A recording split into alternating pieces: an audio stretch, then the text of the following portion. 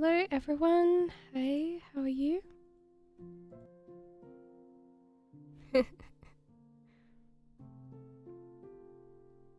How is everyone today? Hopefully you're going good.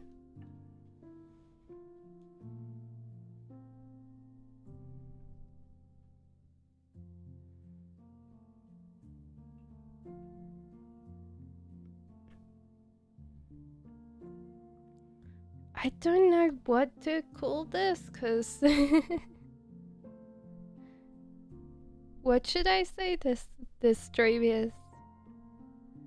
So one card. I don't know. I'll see. So we're using the cat tarot today, guys. So if you've never seen this is cat tarot. So these are the cats. So I'm here to pull a card for you guys. So let me know what you want to see. But these are the cards.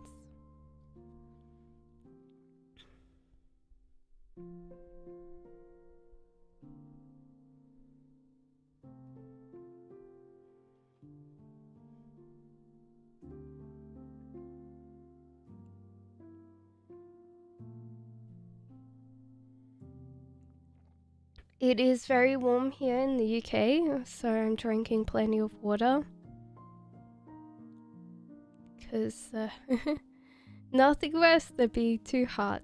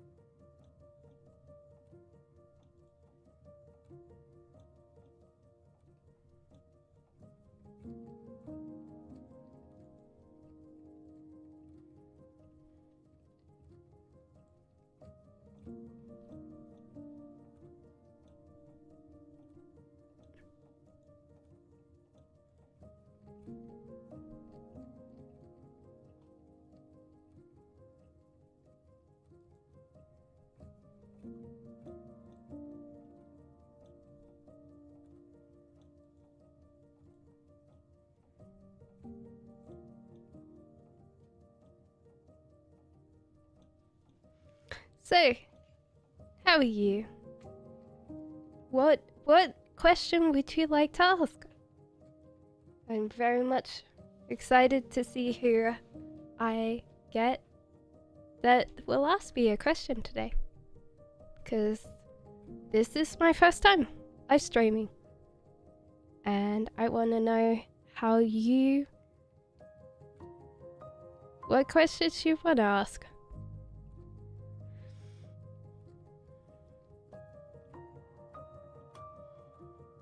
I love this, by the way. This is so cool. There's it's a scarf, actually.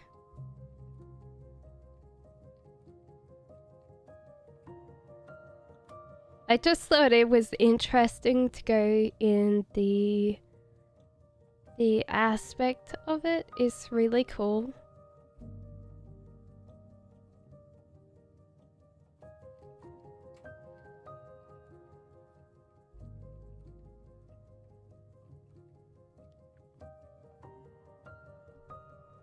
Let's see. Let me do one for myself. Because I feel like everyone's scared, you know? Oh. We've got a rascal here. So, you possibly can't see the rascal. But he's a rascal. He's a very big rascal. So, what that means for myself is that I'm working very hard breaking down this box it's a perfect box. Yes. So I need to break it down until like, so people might not see the hard work, but I'm doing a really good job. So that's the one for me. Yeah. I wonder who we're going to get today. I don't know. I'm excited. This is my first time, guys, streaming. So, I don't know. We might get a lot of people. We might get some people. Which one's your favorite? I don't know. There's so many. This one's great. He's a cracker. Look at him. His little tiny tongue sticking out. But, yeah. Let's see. As it says, it's a free card reading. Whatever you want to ask, I'm very happy to oblige your questions. Also, like, technically, if there's only like one person viewing, you could ask more than one question. Because, literally, I'm here. It's very hot here in the UK. Oh my god. I'm sweating a lot. Hello, Shopaholic, how are you?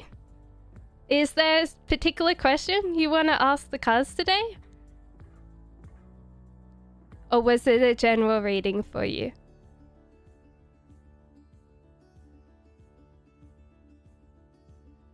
It's very hot in the UK. Are you here in the UK? Good morning. Obviously not in the UK. Should I give Zach a chance? Ooh, that's a good question. Let's see.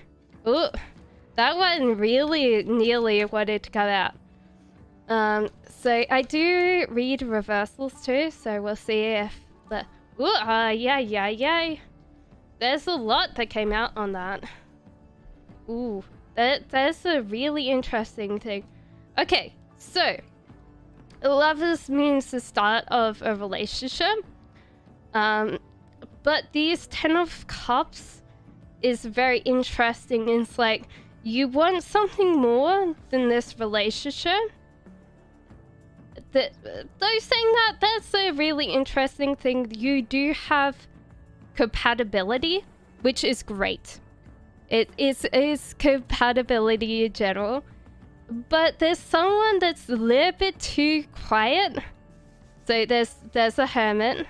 Oh, Jesus Christ. And a tower. Ooh, there's a lot of exciting parts of this. It was supposed to be one card, but it's giving you like heaps. It wants to tell you a story. So there's a tower moment. Like maybe you guys got in here a little bit too early. And you guys were like really on this because you could see the compatibility here. But maybe you just got in there a little bit too quickly. And what happens is a relationship that's built too fast, it crumbles very dramatically because that's what happens. Like there's like this momentary passion, like you're like, yes, like finally someone understands me, and then next thing you're like leaping off the cat tower like, you don't understand. And so therefore it could be like one of those things you guys got together very quickly.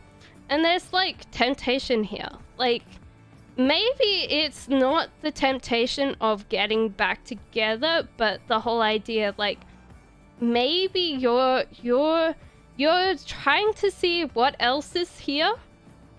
Like what other kind of guys are out there for you, because maybe you just don't know. So it's like these 10 of Cups, like you're just like sitting there going, I have all the goodies. Like you've already eaten 4 balls over here, but it's like all of these things. So there is that bit.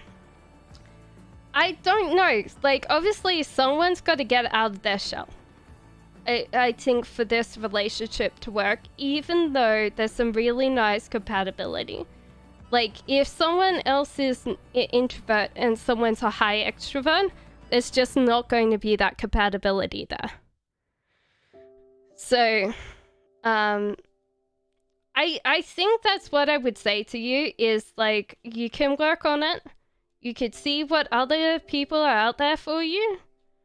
But at the end of the day, it won't work if someone's very, very like low extrovert, like high extrovert and low introvert, because the introvert wants to always stay home all the time. The extrovert wants to go out, and with modern relationships at the moment, you want to do everything with your partner, and that might not work out because you guys are either wanting to go out or like not wanting to stay in. Yeah? Is there another question I can get you today? Or was that the only question? Because I'm happy to talk. Because I've just started streaming like 10 minutes ago. So excited! So, yeah. I'm an introvert, he's extroverted. Yeah, so a lot of times that can be like the biggest argument is like, I want to stay at home. No, can you come to the party with me? I'm feeling really like bored and I want to go out. So it's really hard because like that can be like the really hard part of a relationship. You might have really good chemistry and really good compatibility, but at the end of the day, like most people can't go to a party without like another half anymore. So, yeah, so how is the USA at the moment? Since it's very warm here in the UK, I'm dying. I went for a walk before I started streaming. I think that's kind of a bad mistake because now I'm at home and I'm like so slightly dying. It's nice and sunny out though. It's a very nice sunny day outside, so that's great. We've been friends for at least a year. I feel comfortable about him. Showed interest in him, so I wanted to know. I think that there's generally like a really good compatibility. Like lovers don't come up for not like, I don't think that I particularly believe that there's a soulmate card. Like for me, like let's go through. I think it's 10 of Wands that I think is more a soulmate card than lovers for me. This is like a compatibility card, but a lot of people think that's a soulmate connection. For me, I think that you can have some really big compatibility there, but if you do rush into it too fast, you'll be building your relationship on what your friendship's like, and relationships and friends are so completely different. I think that's the hardest part, is that you can have a great relationship if you're friends already. That's great because you already have the talking down. But there's a lot of things that you would never get mad with a friend for. Like one thing that could happen is like toilet seats down or toilet seat up. Like sometimes that could be something that you argue about a lot. It's very warm here in the 90s. Okay, I have to. Why is 90s Fahrenheit for me? I would say it's still very warm. Here today, I think it's about 25 degrees. So, yeah, it's a very warm day. So yeah, it's really hard, like that whole transition from friends to partners, and sometimes that can be like the most frustrating thing. And why is it like that was my music is like God, let the bridges fall. Because I use copyright free music, it's like sometimes like it has random music, like sometimes it does Christmas carols, and I'm like, why is it got Christmas carols today? But yeah, So, let's do a general reading for you, Shopaholic, because you're still here. So we'll see if we can. Oh, yay! Look at that. You got your treats and your birdie. That's amazing. This is good sign. This means that you already have lots of treats to play with, and you have like this distraction to play with too. So everything's good in the world. You got your treats and you got your little furry friend to swipe at. I love your accent, and I always wanted to go to the UK. You know what? My accent's not completely UK based. I am actually Australian, but I live in the UK. So it's kind of a mix. Yeah, so definitely for sure. UK's really interesting. If you come here to UK, I would suggest if you're going to go to London, which most people go to anyway, I would say go to Camden. That's my favorite part of London, because it's a mix of old parts of London. There's the lock where all the little tiny canal boats go through and stuff like that. I love Aussie accents too. Yeah, it's kind of weird, like how my accents changed, and like sometimes when I say I'm Australian, I could kind of make it more Australian, or when I say British, I could make it more British. I don't know. It's kind of weird accent. Every now and again, it kind of slips. Yeah. So, what part of the USA are you from? I'm sorry if you want to run off and see another tarot reader. I could completely understand.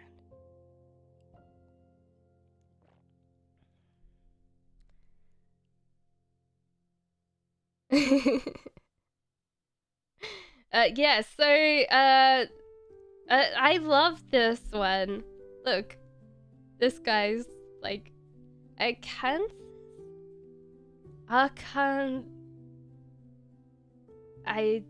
right in the middle of the South.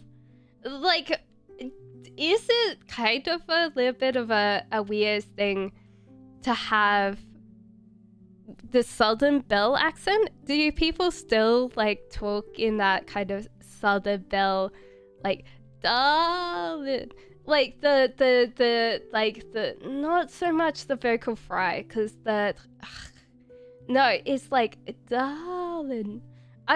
I can't. Yeah, it's right by Texas.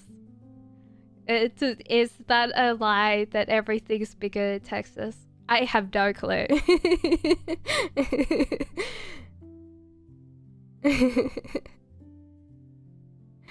So yeah, it would be weird. It's like, what is it? Even cockroaches are bigger in Texas. And then you go, oh yeah, like in Australia, we've got the biggest grasshopper in the world. It's called the kangaroo, but yes, lol, I'm originally from Texas. Well, it is grass and it hops. It must be a grasshopper. Bad joke.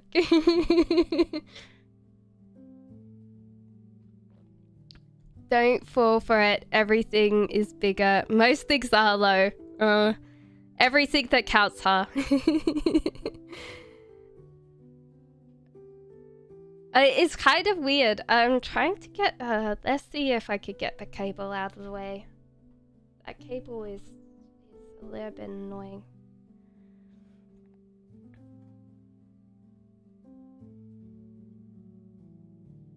Yeah, so... What are you planning to do with the rest of your day now? You got up. Well done. It must be really hard. Like, lately, because I've been furloughed. My days to, like, get up. Maybe even have a nap. I'm getting a little bit lazy. It'd be nice to go back. I don't know. Like, you miss a job when you don't have one. I am enjoying this though. So, what is your favorite part of the USA? Shopaholic. Is there any particular thing? I always found it kind of weird that people visit America more than Australia, and it's kind of interesting that regard. And everyone says that, goes, oh yes, I'm not going to Australia. There's too many poisonous animals, and too many snakes, and too many spiders. And I'm like, but America has grizzly bears and snakes. But everyone goes, no, that's fine.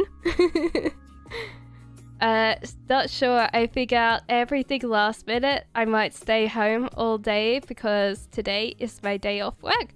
Ah! Would you like to pull a card about work? I'm totally fine.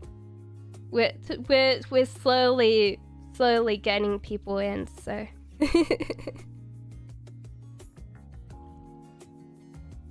Generally, your life looks really good right now. The cat and the birdie is always one of my favorite cards. I don't think I have like a particular like favorite card, but sure, I'll take another reading. Why not? Like, it's good. It's good to have plenty of time to be able to read for one person. Oh no! Ooh. Okay. There was a disagreement at work, I feel. It's slowly getting mended. But you will have to take kind of a slight responsibility with whatever happened. I don't know whether that was someone else that started this, but you have to go, okay, well, it is like, it's not fixed yet, it's not healed, but it's okay. It's not like the other way around. Like, you kind of got over this. Like, it's just slowly coming back together. So I don't know. I would say that there was something. Yeah, so I would say be kind of careful about this, because like you could possibly feel better after all of it, but then the tear in the carpet's still here. So yeah. You might want to understand why you want to like tear up the carpet. And possibly maybe even remove yourself from this carpet. Like maybe even think, okay, like is it important to be in this work environment? Would it be better if I kind of change jobs, or make sure that HR knows that I can't work with these people? If you can, try and get it so therefore then you're not like causing more of this, and that you can kind of distance yourself from this carpet. If people turn around and go, who made the hole in the carpet? You're like, nope, not me, I was not here. That's the main thing. It's like, no, don't want to deal with that. That's what I would say. Like, yeah. Yeah, I would say like the carpet thing, just try to get away from that carpet. Because what's going to happen is people are going to blame you for the tear in the carpet and not realize that they've put down shoddy carpet, or there's other people that are making tears in the carpet and have blamed you, like completely blamed you for the ripping of the carpet. Not that you sat there and went, there's a scratch. Yeah, so I would say for you, like, generally, like, leave the carpet alone. Like, if someone wants to tear up the carpet, try and like, leave that for anybody else. Because I think that's a general thing, isn't it? Like, everybody has that bit where they're like, oh yeah, like, it's totally not my fault for tearing up the carpet, but we all, like, sit there and go, I think it's like both things. Like, you see something, like the little tiny tape on the side of something come away, and you're like, I think that's what we do. Like, the disorder, we've got to make it worse. It is general thing. I am brand new to this job, and being rude, I'm literally the elder there. Everyone's younger than me. It's hard, I think, like, respect in general is changing. And if you are a certain age or a certain generation, it's harder to get respect these days, because I think most of the time, if you're younger, you see these, and I don't think it's just, like, I wouldn't say it's, like, you, per se, but it's, like, if you're a younger person and an older person comes in and, like, becomes, like, the bossy one, then they ask, like, how do I do this thing and how do I do that thing? Then, it could get a little bit hard after a while, and I think that, yeah, if you're, it's hard. I could understand that completely.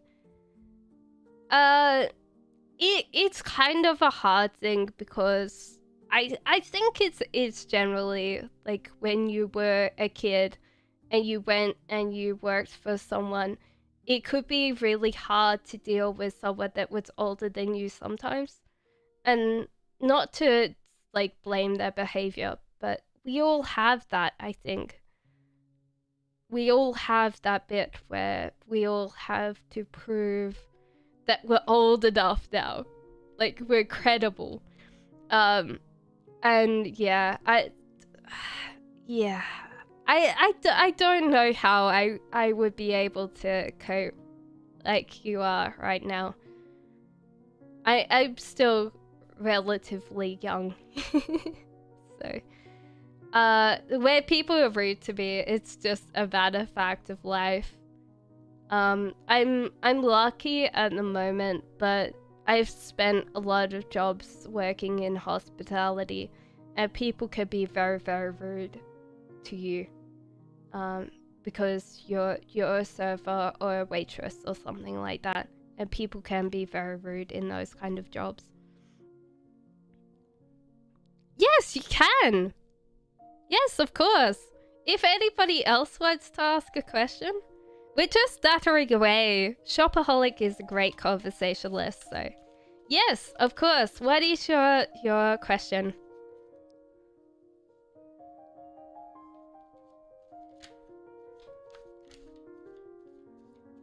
Do you want me to do this blind, or are you gonna ask the question and then I'll... Because I'm just shuffling at the moment. Ooh. Something went... Ooh. Ooh. What's going on with Brandon? Okay. Cards. Oh. Okay. Oh. Okay.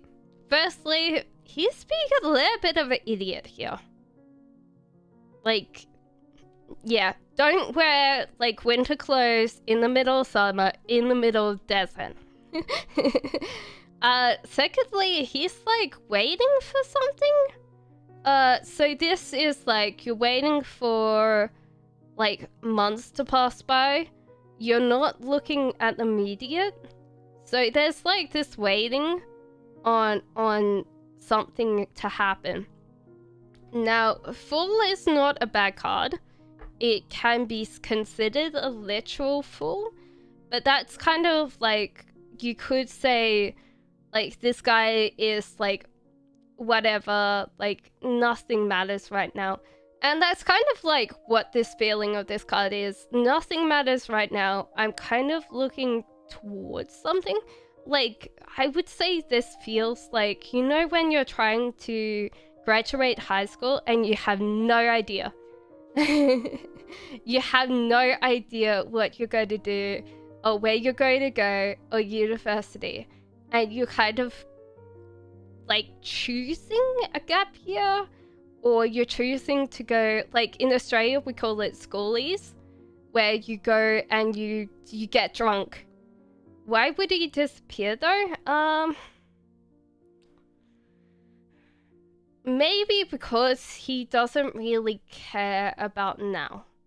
If you're going to disappear,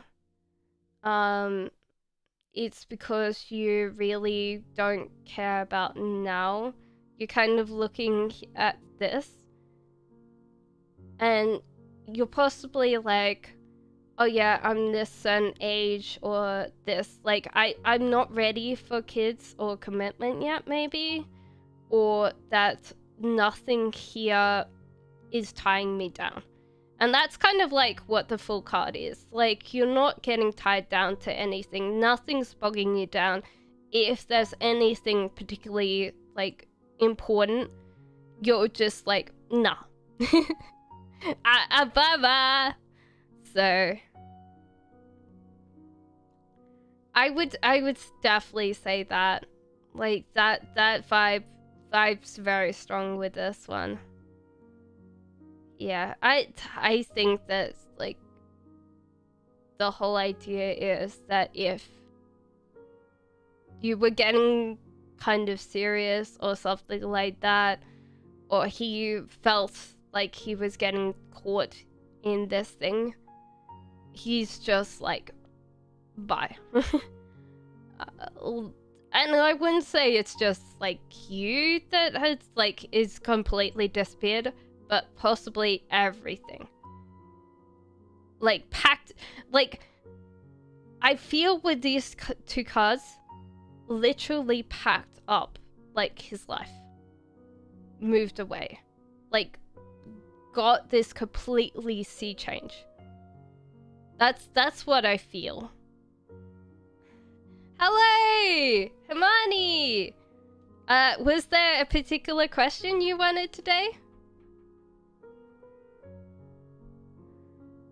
I hope that helped, Shopaholic. That's kind of rough when someone disappears.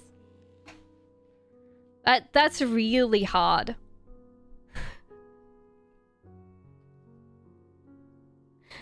So, was there a particular question for you, Hermione, today? Or was there just like...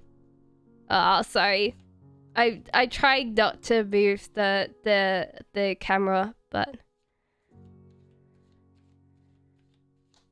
Like, Hermione, if there was no specific answer, like, question? No worries. I'm glad I could help you. Oh, interesting. Well, that's Hermione's one. Was this, like, a relationship or love reading that you were thinking today? Because this is a love card. And it's kind of weird because what I'm reading from this, which is usually, like, this is another, like, love card, but I'm feeling, like, a sense of deception or betrayal. Like, there was something that happened between these two that now, because that's happened, you guys don't see the same again? Maybe? That's all I could think of, is like you were thinking of a relationship or a love, and that's what kind of triggered that card. It could be a friendship, but this is usually a relationship card. And so therefore, like, the only way that you guys are going to be able to resolve this is maybe if this is a relationship, to do some counseling to actually like address what happened to make you feel like there's no trust here anymore. Maybe.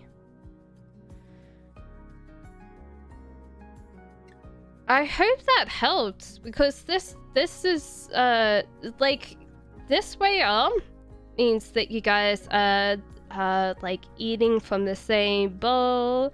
You're really happy, like there's this whole idea that you guys are connected. But upside down, like I'm reading it as a not just like a ending per se, like you guys are possibly still together, but there's just this breakage of trust.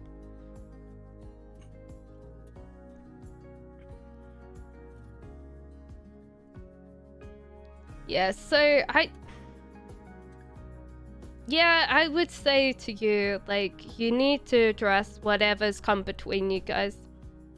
And you have to talk about it. Because I think until you don't, like, if you don't talk about it, you're going to feel like that for a very, very long time. Like, you won't be able to see each other eye to eye. You'll be trying to hold it together, but I don't know how long for if you guys don't talk about like what actually happened. So I think they said hi and left, or maybe we'll see. That was a really interesting card though. Oh well. I could just sit here and talk to myself, but I'm glad that you're talking to me, Shopaholic. It's really nice. So what do you think like you want work to be like? Would there be like a particular thing that you want your work to be like if there was a perfect universe for you? What would be your work, Shopaholic? It's okay, I'll stay. Oh, you're so kind. I love you. Thank you. You're just too kind. Thank you. It's really nice, like, to meet good people on the internet. But yeah, it's just like one of those things that, like, if you had a perfect word, like, work environment, what would it be? Or would you like me to like pull a card for you and we could discuss like what the cards think your perfect work should be? Because I could do that for you. I'm perfectly fine with that.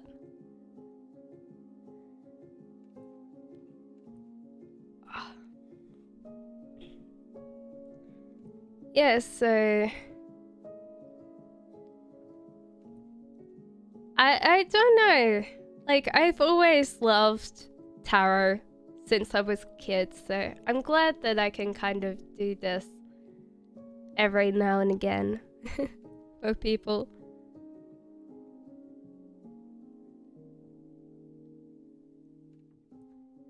Still trying to figure it out? Okay. Let's ask the cards again. I think that the cards will tell you. Ooh, interesting. Okay. So there is, I would say that at the moment you feel like, and I feel like this is at work, there might have been like a emotional trauma caused when you were a child, maybe, that's making you feel like what you're feeling now. And this one's a perfect lineup. So this one's like, you've got a lot of things coming for you. Like, your perfect skills and perfectly suited for pivoting, I don't think you need to do school right now.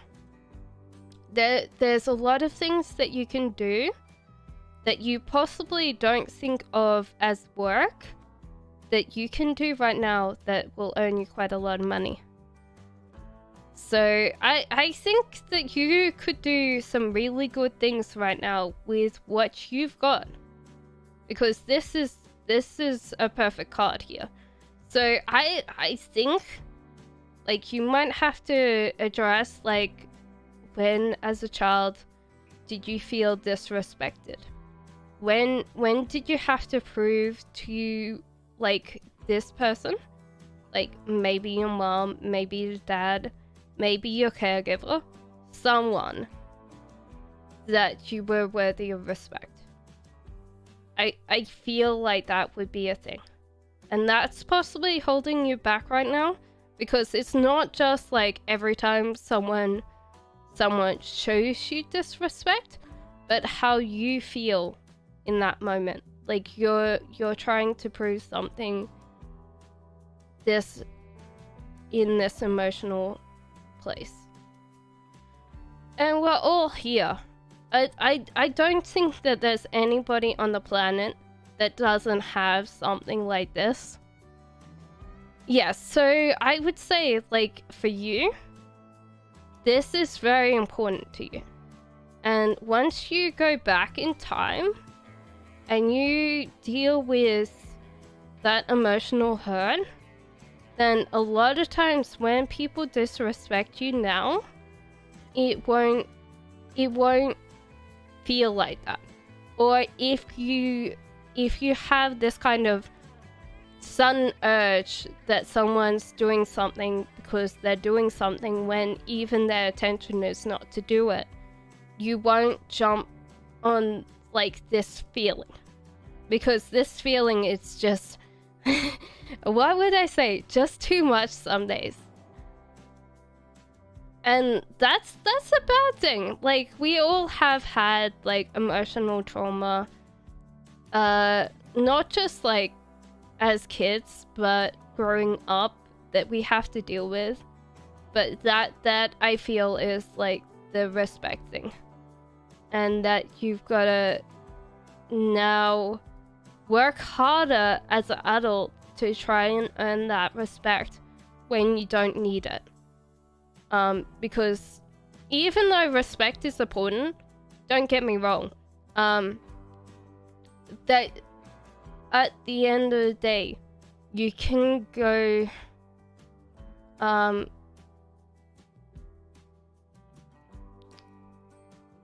without, like, if someone rushed past you and didn't say hi to you in the morning, instead of me thinking like it's just like a respect issue, it might be like, my thought would be like, oh yeah, this person's busy. There's this bit. Yeah, like maybe that's something that you might need to address. But I think in general, you've got all the skills. You've got all the skills that you need. You've got essentially, I feel like, all the skill and all the wealth that you need to get where you want to be. I don't think that you possibly, unless you really want to go back to school, because whatever you want to do will be with the skills and also the money that you have right now.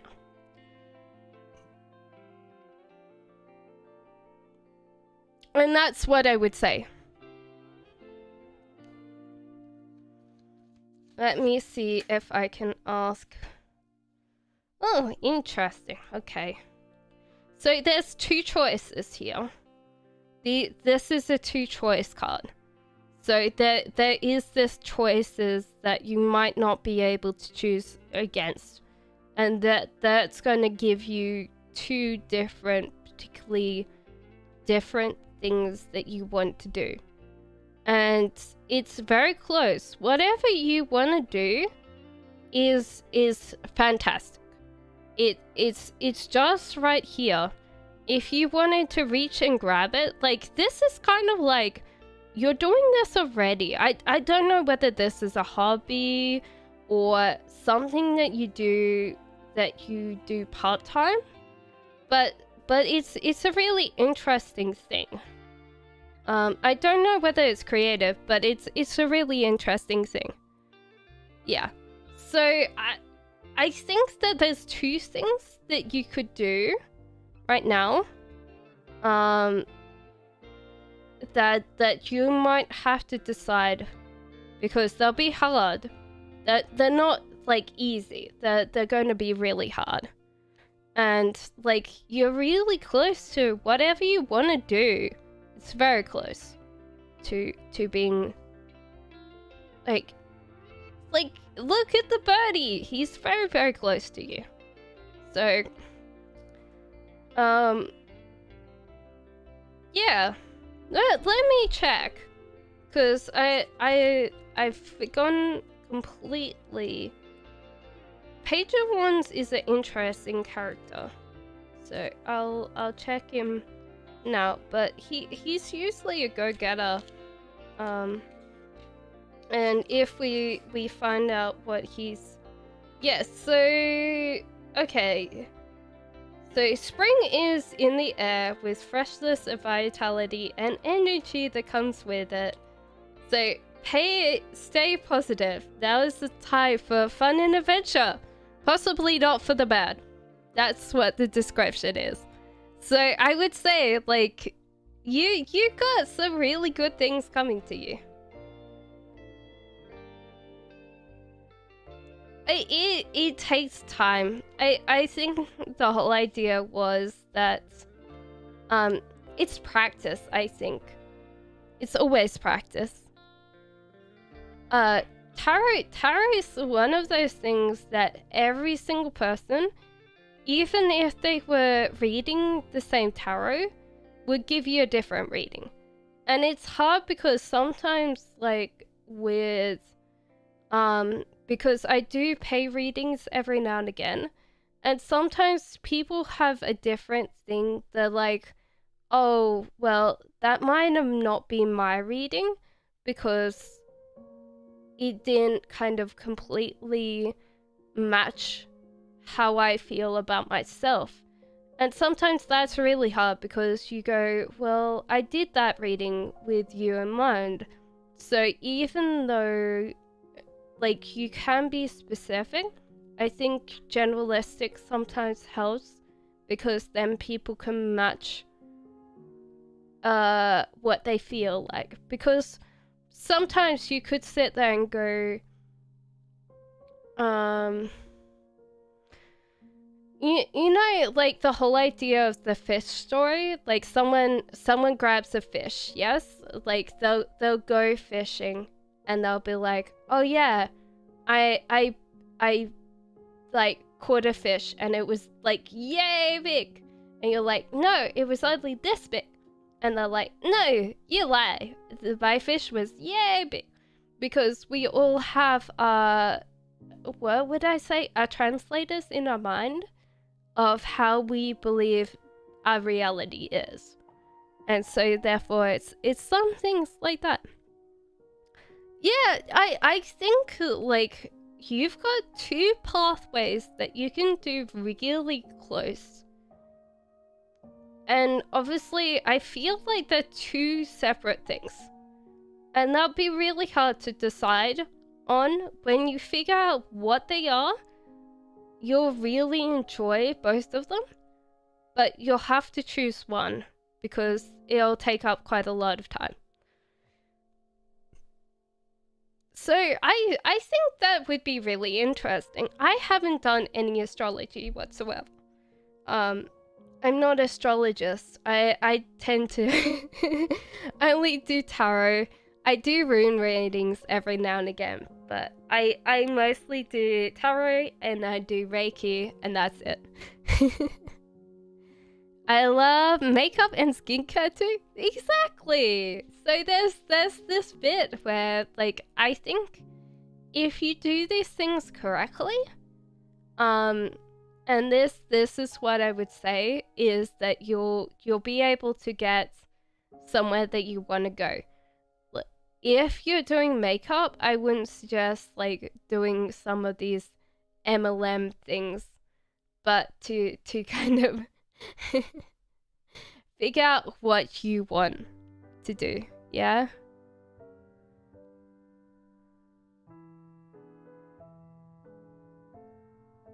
So those are two things. Like, there's a lot of people that have made quite a lot of money doing skincare products. There's people on Instagram that do just purely soap.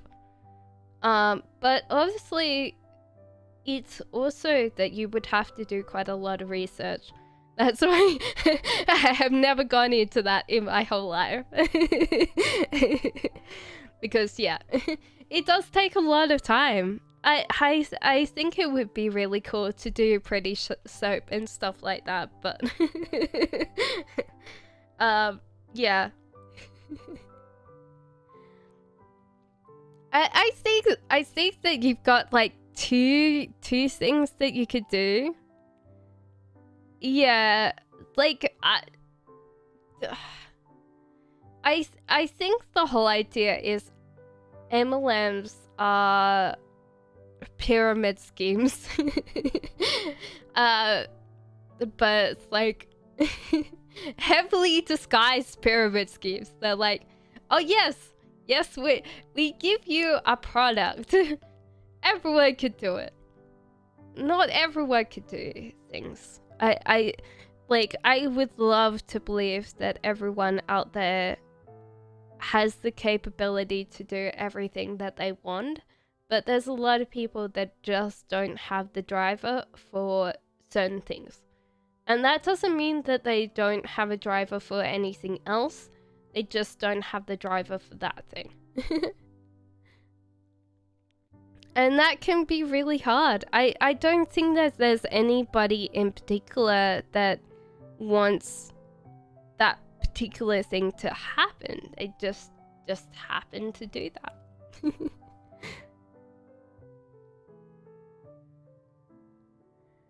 So yeah. I don't know. Like, we could just plan like your Instagram account with your makeup now. We'll just make up your makeup brand. What would your makeup brand be? What's the name? Shoot. Let's go.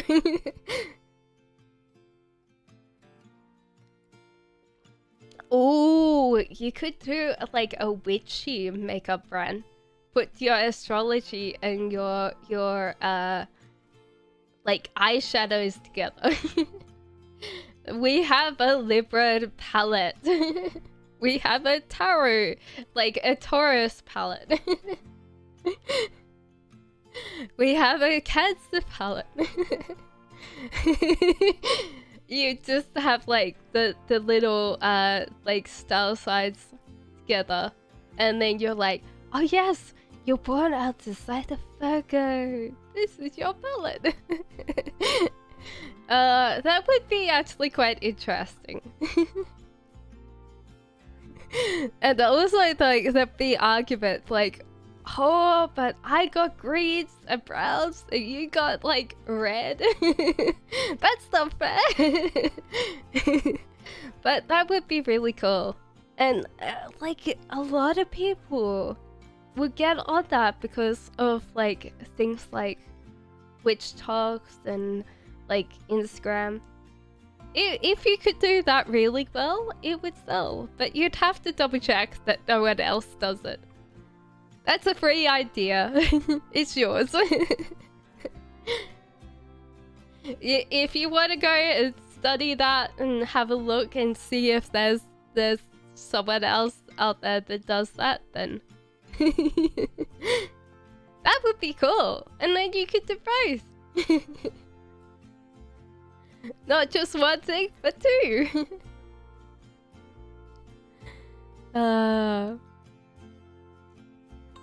Especially because, yeah. Hello, Queen Bean. How are you? Would you like a tarot reading today? We're talking about everything so awesome. Where are you from, Queen Bean? Yes, of course. What would you like, a particular reading or a general reading today? Oh! Well, firstly, Queen of Swords reverse. She is not looking happy today. Oh. Queen of Swords, why are you unhappy today? You're from Canada. Okay, so interesting. I wish that it would tell me like why. I think someone's trod on your toes lately. I feel like someone has kind of, cause Queen of Swords is kind of, ooh, okay, maybe cat fight. There is a cat fight going on. Ooh, who's going to take down who? Oh boy, this is interesting. I would say this is you though. Queen of Wands, okay. She's not very happy. You've done something that's upset her balance. It might be your mother, it might be a best friend. But she's not particularly happy right now. You're both not really happy. This is, like, I would say that Queen of Swords in her most negative form is the most unhappiest. Yeah, so I would say it's possibly your mom? Maybe? Like, you've said to your mom something and she's got upset with you? Maybe? Oh, what's next in love? I would say that you are particularly like negative. Like, I usually pull up Queen of Swords for myself, and negatively we don't do very well with. Jesus Christ. We're asking a love reading, and there's like, I would say like these are people in your life. Okay, right. Okay, so there's possibly a lot of childhood trauma handed down generationally. So this is you, this is your mom, this is her mom. So this, it can be something that happens a lot in a family. It's not just like your mom. Your mom is carrying trauma from her mom. Her mom might be carrying trauma from her mom. And this does actually tend to happen, is this generational trauma. So Queen of Cups is usually the whole idea that Queen of Cups is usually a homebody. Queen of Wands is usually homebody. So sometimes with the negativity, Queen of Cups, if she's in her negative, is because she's always felt really uncomfortable. Like something's happened, she's got displaced or something from her house or something like that. And so she takes that generational trauma to your mum. Your mum turns around, and then if she's not in emotional accord, if she doesn't feel safe and comfortable, she lashes out. Then you, with your lovely intellect, you're very smart. You're very, very smart. So therefore, with you, when you get angry, you use words as your medium.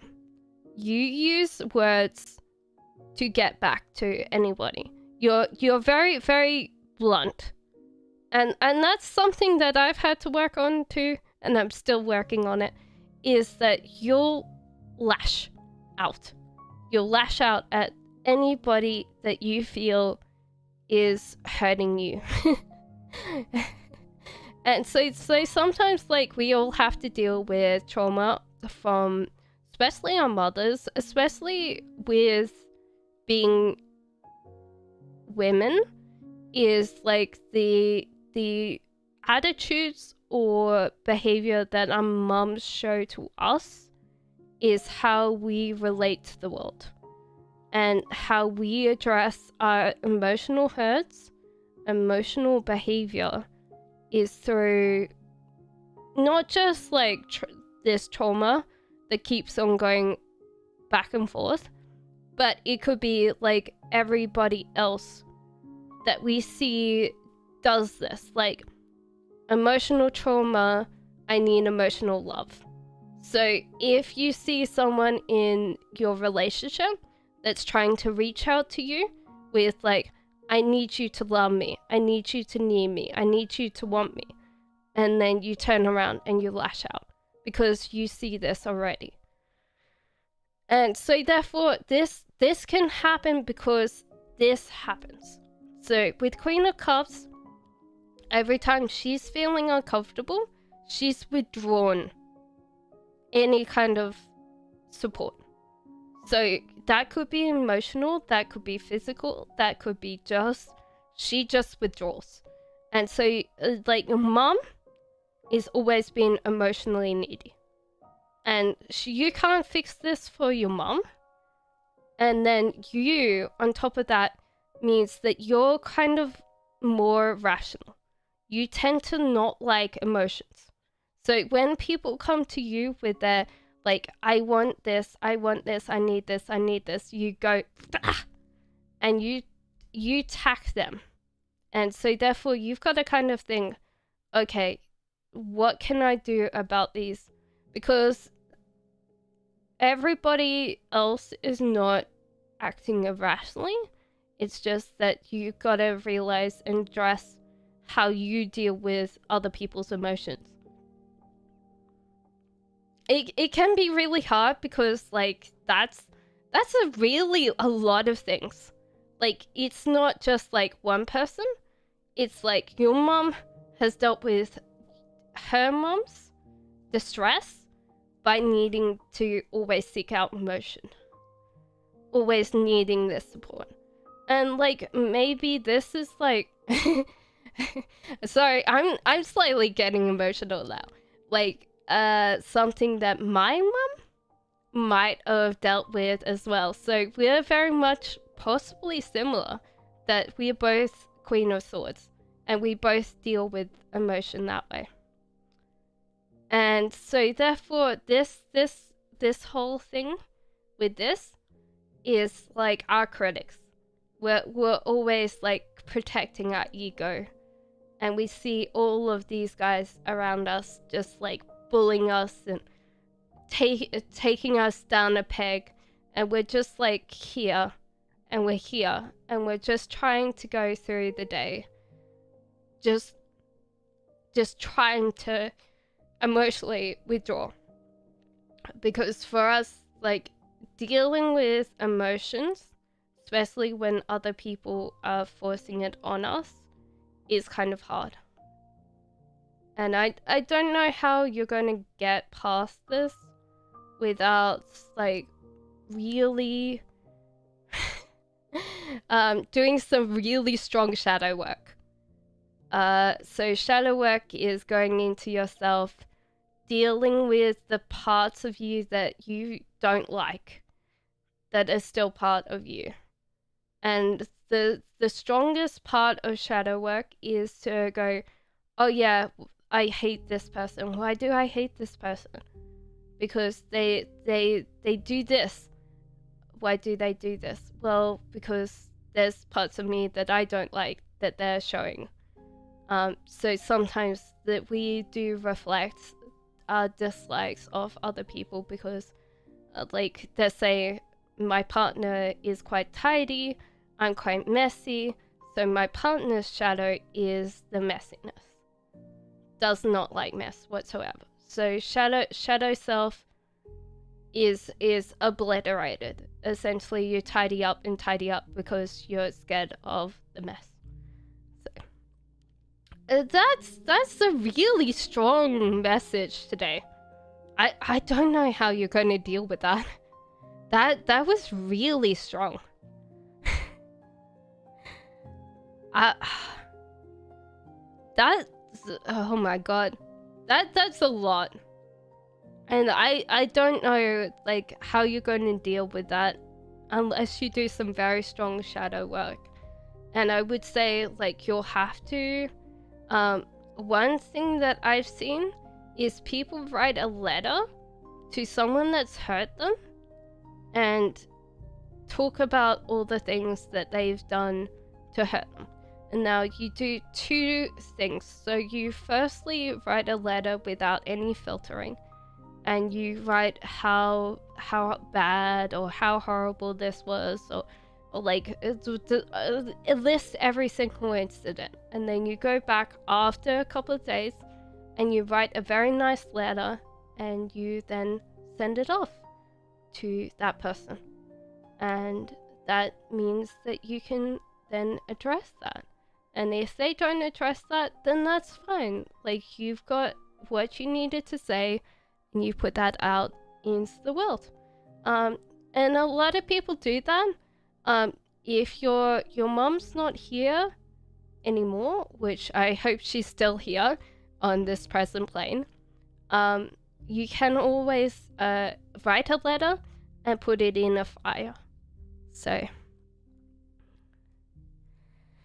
yeah, so it's hard because like in general, like we all have to deal with not just like trauma, but we also have to deal with shadows, like maybe our moms weren't particularly loving of traits and attributes, so we now shove those away. And shadow work as well as trauma will help. That was a lot. I was like slightly crying there. Canada is awesome. I lived up there a few years ago. It would be really interesting to see it. Like, I've never been over there, to America or Canada. I'm actually in the UK, but I'm Australian. Was there any other question, Queen Bee, today? I'm gonna drink more of my cup of tea. I'm losing my voice a little bit.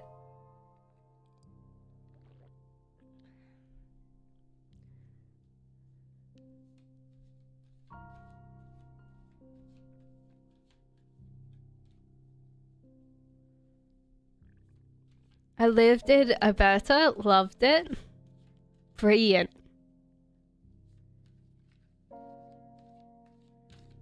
What made you move back then? Was there any particular reason why you moved back?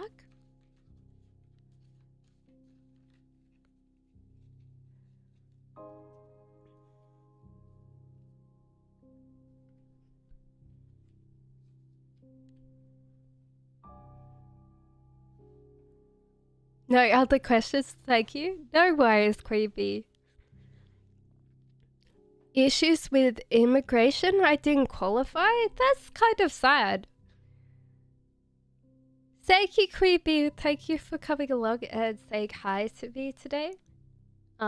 If you do want to stay on, we're just talking at the moment, just because it's so quiet. It's my first stream. It's like my fingers are slightly shaking. My mom lives there? But wouldn't you be able to qualify?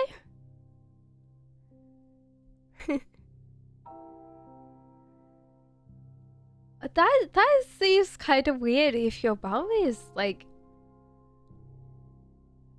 there.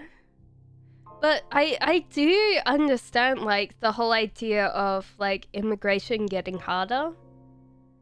It's fine. I found my place similar here in Arkansas. That's amazing that you like. I always say to people that they should live in another country. I know that Canada and America are not that completely removed, but it's always good to actually live in another country because you get to appreciate another culture.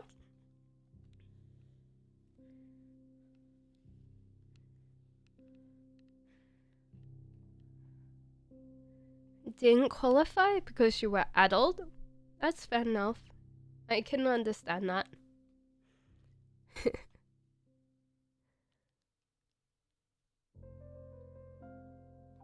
Any other plans to move anywhere, or you're just happy where you are?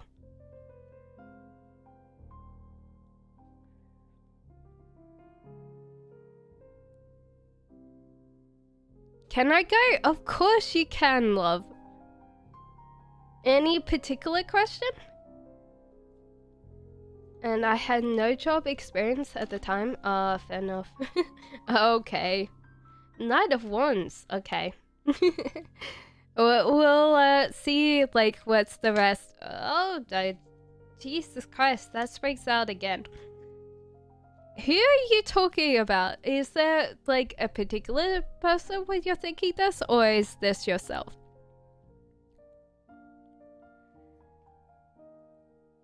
Because this is a really interesting combination. A German Dutcher was coming at me next. Wow. Well, firstly, we've had this one before today. Yeah. So you want to know what's next? Will your divine masculine come for you? Well, you're tearing up the carpet here, literally. Well, there's a Knight of Wands here, so he could be your divine masculine. I think, like, for you, you tend to tease guys a lot. You tend to tease them so much that they, like, sit there and go, don't go, don't go. Troubles. Okay, so like, I think you kind of like getting into a relationship quite fast. And then when you're in it, you could possibly sabotage it. I don't know how, but it's like you get into it and you're like, wait, does this person want me or need me? I think. And then you try and test them after you're in the relationship. I think divine masculine, can I be honest with you? If you're trying to test someone else for a divine masculine, you might not realize that the divine masculine and the divine feminine are always two parts of an equal coin. So they're not actually found in someone else, they're found in yourself. So you can be divine feminine and divine masculine, which means that you have to then see a divine feminine and a divine masculine in whoever you date. Now, that means that they have to be equal in those sides of the coin as well. So you will have to take on someone's feminine attributes as well as their masculine ones, even if they're male. So it can be hard because I think you testing them is to try and prove, like, how manly or how, like, whether they love you or whether they want to commit or something like that. And you tend to then tear the relationship apart because you're not seeing that masculine in yourself. You can then not accept the feminine in others. And so therefore I think in general, you will have to then see the divine masculine in yourself to accept and understand a divine feminine and a divine masculine in someone else. That doesn't mean that they're possibly aware that they have those attributes, and you might not be able to bring those out for them, but you can then accept the feminine and masculine in someone else.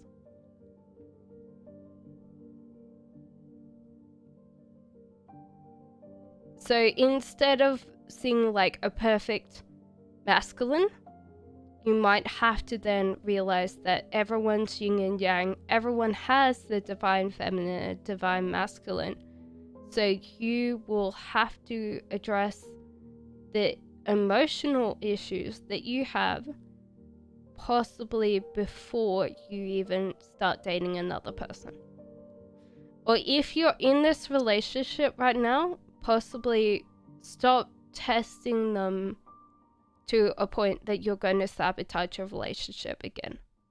Whatever will be, will be. Que sera, sera. I hope that helped. I think in general, this energy means that you're always going to be disappointed because you can't see that in yourself first, and then everybody else. As soon as you see the divine masculine and the divine feminine in yourself, you'll start appreciating those qualities in other people. And when you appreciate it, you'll realize when they're being feminine and when they're being masculine. It doesn't matter whether they're a guy or a girl.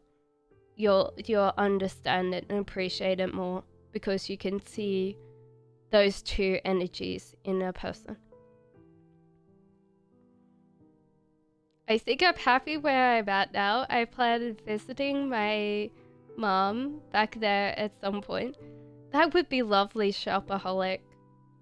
I'm looking forward to this business that you set up.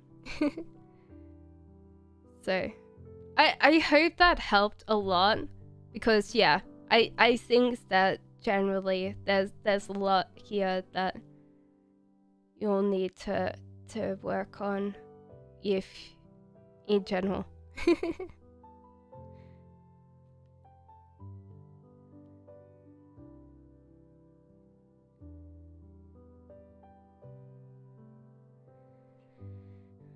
I think it's gonna rain today. It's quite hot today.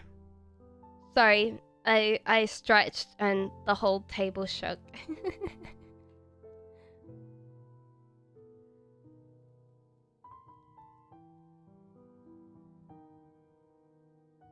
Yeah, so.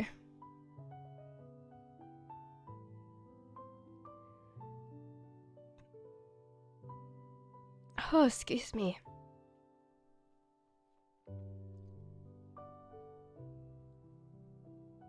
Yeah, so it's really amazing when you get those things.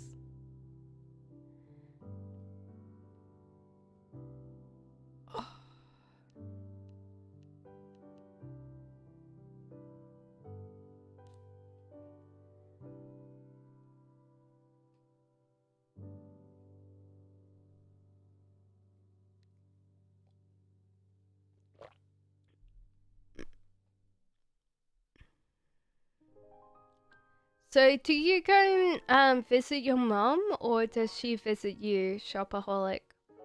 Usually. Oh, moving everything! Taking everything off the table. Literally, moving everything.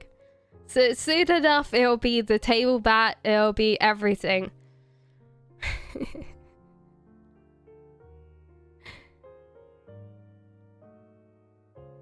There'll be like this bit where I completely pull off everything. It'll just be like on the floor. I'll be like, oh no, no. Oh well. Then it'll be chaos cats. It'll be chaos cats. There won't be just one cat. It'll be like every single cat.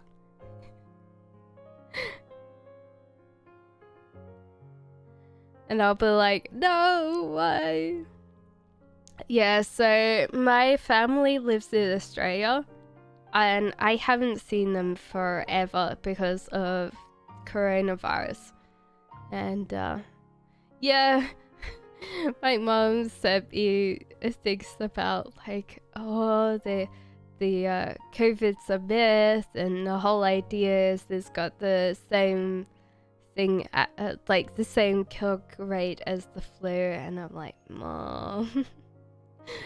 She's usually not that bad, but lately she's been like, oh yeah, but like, my mom is pro-vaccination. Usually she's like, oh yeah. But I think she's like, oh, the economy is going to be bad and everything's going to be bad. Because we went through such a bad time in Australia with the global financial crisis. And like a lot of people go, oh yeah, but would you like to go home? And I'm like, there's no jobs in Australia, so we'll see. We'll see in the future.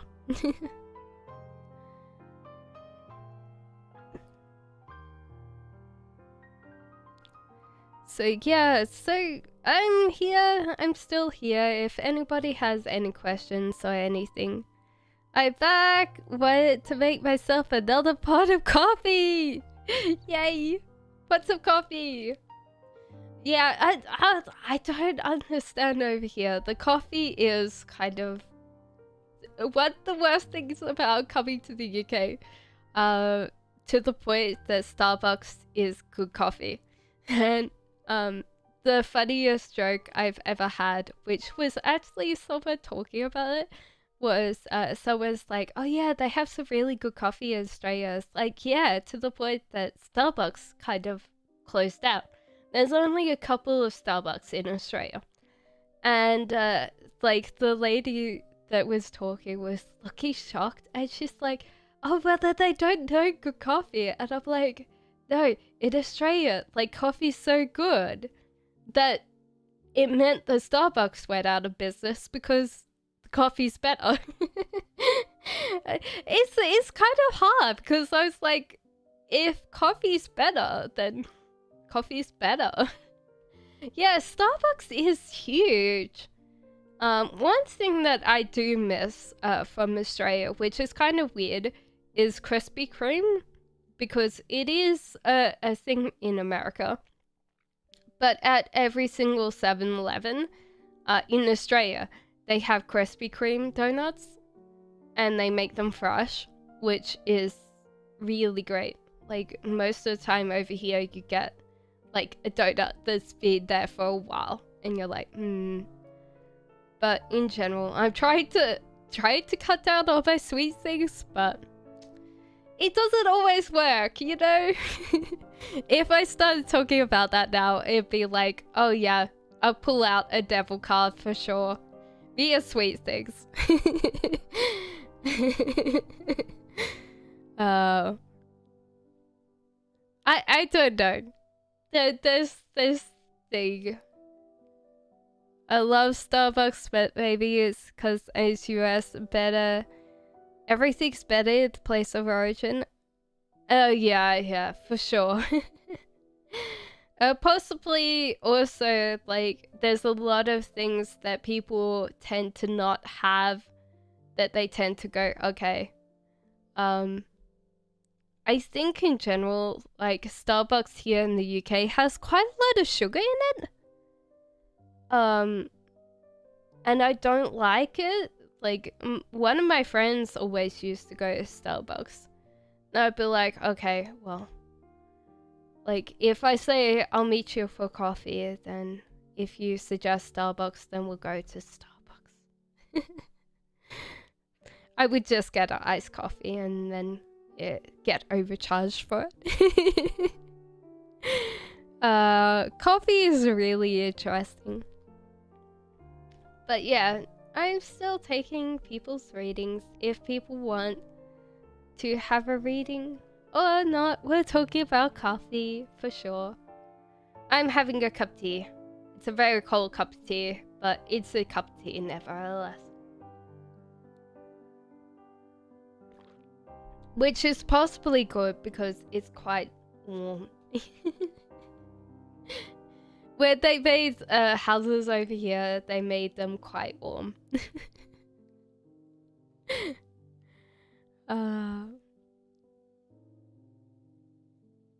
I know Tim Hortons is big in Canada, tried them, wasn't into it though. I love tea. I don't mind drinking it. As a kid, we used to have like teapots. Oh yeah, yeah. The chai tea is really nice. Do you have Pukka in America? Pukka tea is amazing. Like their chai is really good.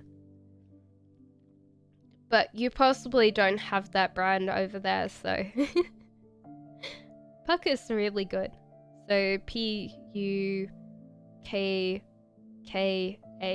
Pukka. Very good tea. But I love their chai. It's very good.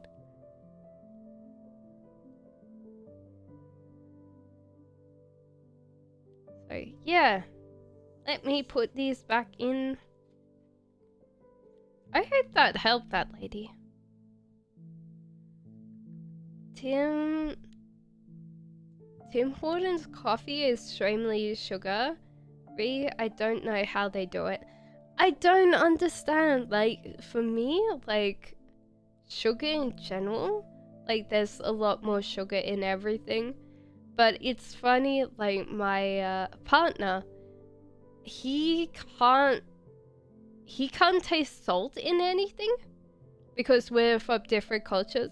So he can't taste the salt content of anything. So I could sit there and go, it's too salty, it's too salty. But if there's like 1 gram of sugar, he's like, it's too sweet, it's too sweet. So we have completely different like taste buds when it comes to salty and sweet. And I find it kind of funny because for me, any kind of salt, I could taste it. But sugar, no, not so much. It's kind of funny because that's like the whole idea. And it's like, oh my god, how much salt have you put in this thing? Like 5 grams later, like a whole teaspoon of salt, and I'm like, oh, I'm dying. I'm like dead. But yeah, it's funny. But yeah, it's kind of weird with sugar tea and everything like that, and different cultures have different taste buds. One thing I really like is there's like videos of like humans eating durian fruit. If you don't know what durian fruit is, oh my god, you either love it or you completely hate it. It's just like that in between. And there was a funny video of these dogs and cats actually like spelling durian fruit, and like one of the dogs is like smelling its ass because it's like, oh no, like my ass smells like, and then it's trying to gag because it's like, oh my god, that smell. And then there's this cat, and all it smells is durian. It's like it's like eyes widened, and then it completely passes out. And I was like, yeah, don't do that to a cat. Yeah, sure. I'm happy answering as many questions as you like, Shopaholic. The only time that I'm not is when, oh god, okay, right, you flipped back into there, so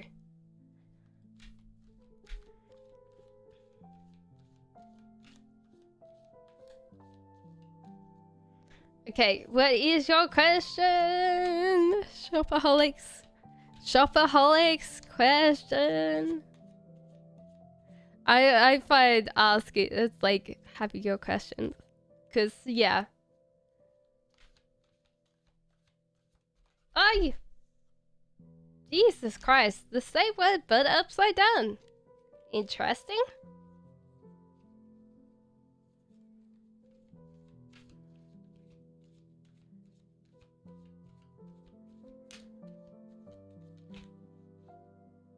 That one was trying to escape. It didn't though. So I think that's it.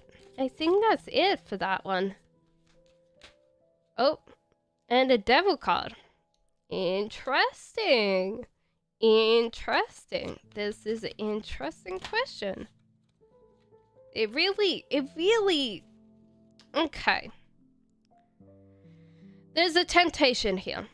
And it's an interesting question. Because, like, I think you made yourself not particularly likable in this endeavor here. Yeah? Like, this one is that there's too many enemies. So if you haven't seen this one, this got little tiny mice, and there's just too many of them. The other way around means that you're battling a good fight, but this one means retreat. Whatever you're doing is not working. There's something that you have to give up.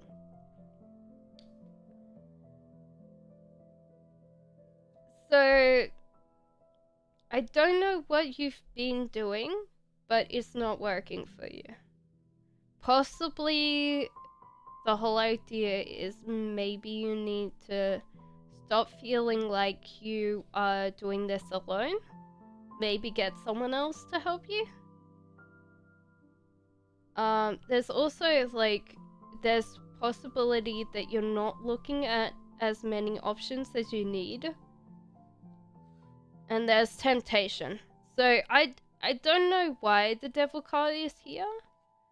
There is a temptation that possibly you're doing this all by yourself. And maybe you're like, I can do this all by yourself, or there's this bit that you're doing it too early. Possibly. And you need to look at all the options that are there before you make this decision.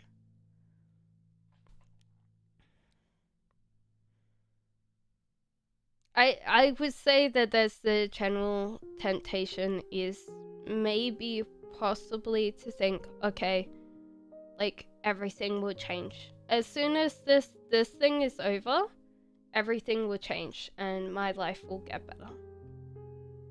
Possibly. So yeah, you need to optimize your searching and possibly retreat with whatever's not working for you. And if you need to call in the cavalry, please do. Like, other people will help a lot better than you expect them to. But you're not in this alone, so...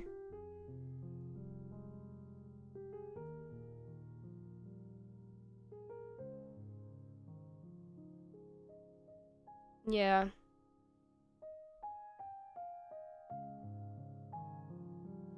It's also interesting to see these things multicolored. Like, both of these are multicolored. So, I don't know whether it's like these are negatives and these are positives. And maybe you should stop fighting the negatives and see the positives in everything. That could be another way of interpreting that.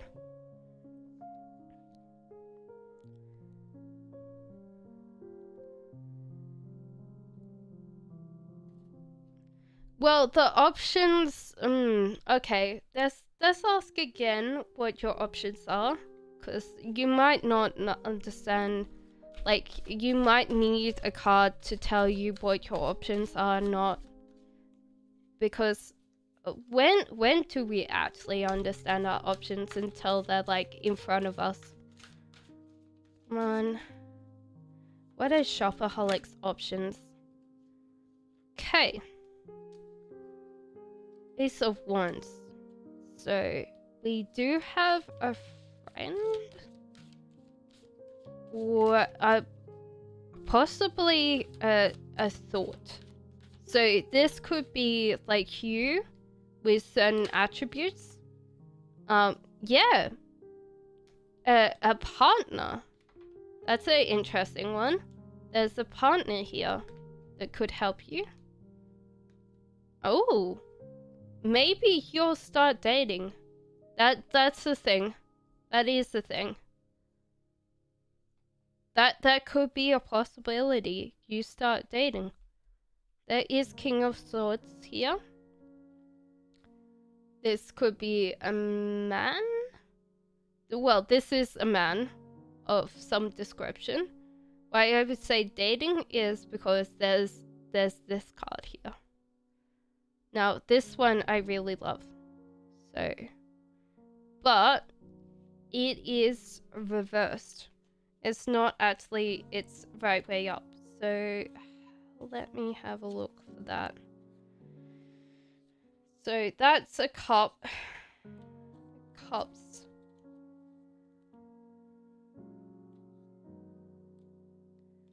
Yeah, I would say so.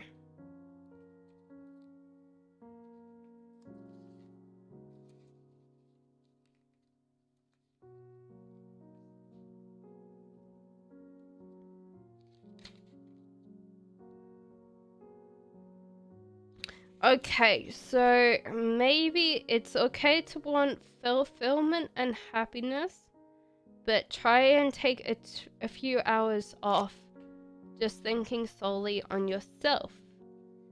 And try to reconnect emotionally. So this is possibly someone that you already know. And just step away from trying to take all the other person's food. And just like self-care as well.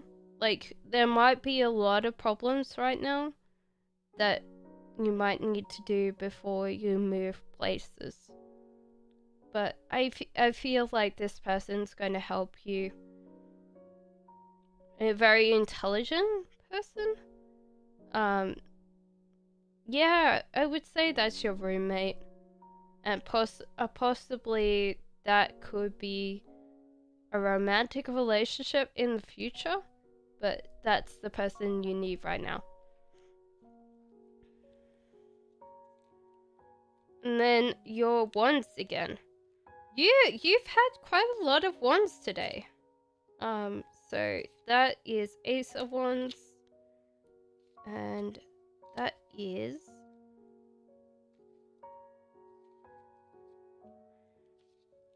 Let me double check for you, because a lot of times with these guys, they've got more than one personality.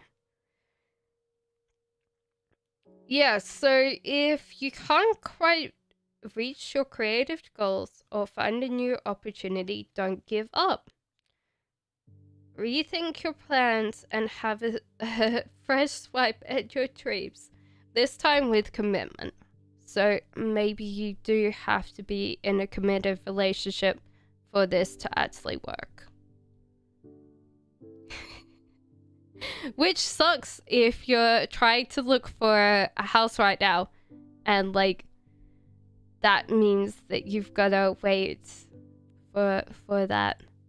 Yeah, so that's kind of an interesting question. It's like, oh, maybe you do have to be dating to move in.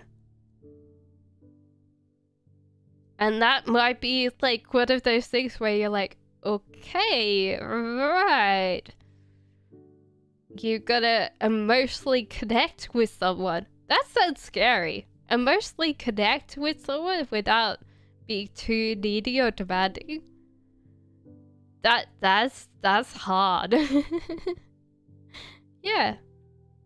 I think this is going to be interesting, even if it's not a romantic partner. It's someone very, very close to you. Yeah. So you have to reach out. Emotionally reach out. This is going to be a wild ride. Are you ready for this?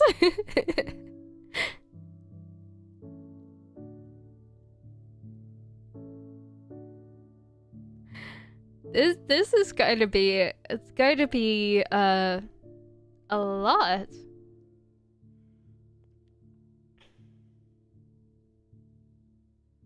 This guy is going to be highly intelligent.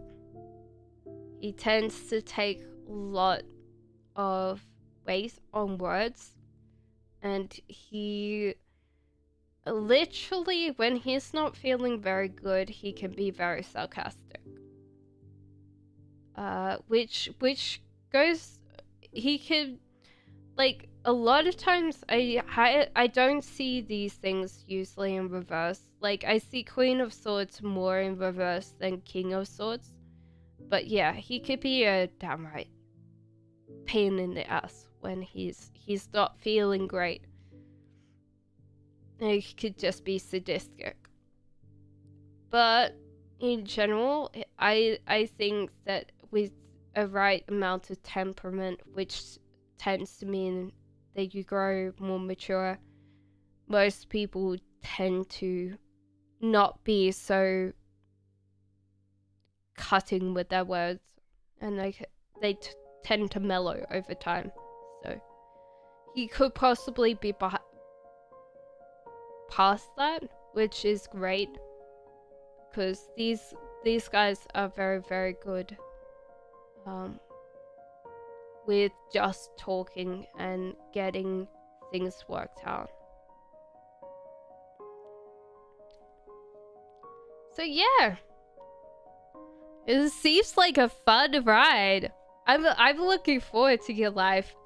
Like, you'll come back at next reading and you'll be like, oh wow, that kind of worked. I'll be like, oh wow, that's good. Yeah, so interesting life.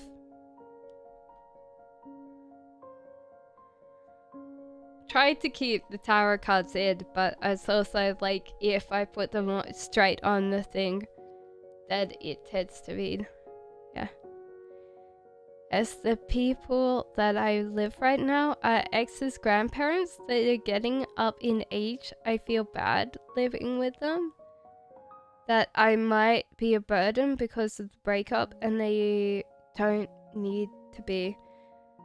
I think in general, like,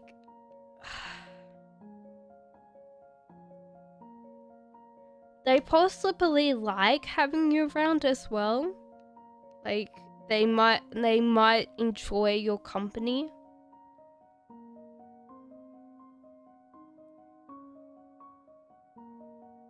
Living their last days with people relying on them. I know it does. Like, but also that if you're living with them, like in the UK at the moment, we actually have bubbles of people. Yeah. But in general, we have bubbles of people, so they might only get to see you, and that might be something that is a good thing, I guess. It must be really hard sometimes. Like, breakups are never easy, and like living with any kind of oh no, it's going through all of the like kids sing-alongs. But yeah, living with any kind of ex's family is hard. I do feel for you.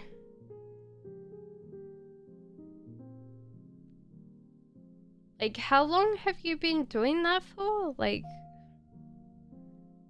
that must be really hard sometimes.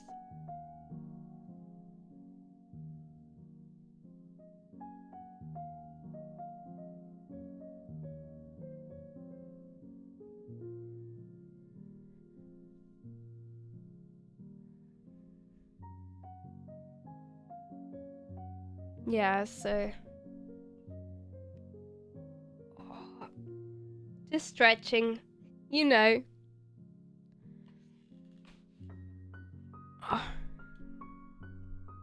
Give me 1 second.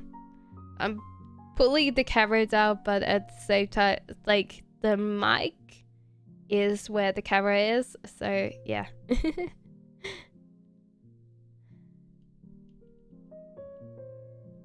I've got to figure out what I'm doing about it, but anyway.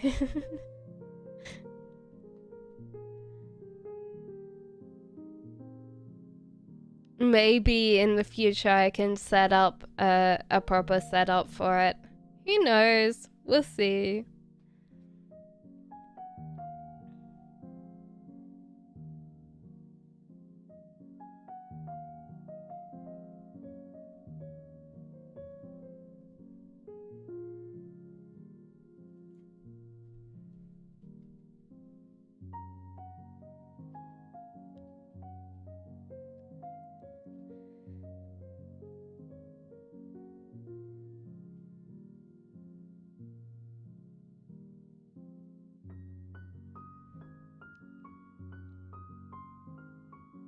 So what do you do as a job, Shopaholic? Past few months? My ex and I broke up in April. Yeah, so what would I say? That's only like a month ago? No, about 2 months ago, yeah. That must have been really hard though.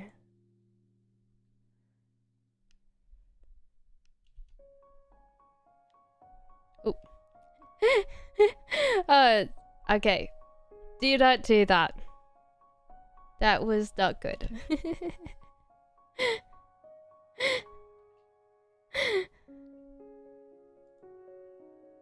We'll be right back. Have to take a bathroom break? No worries. No worries.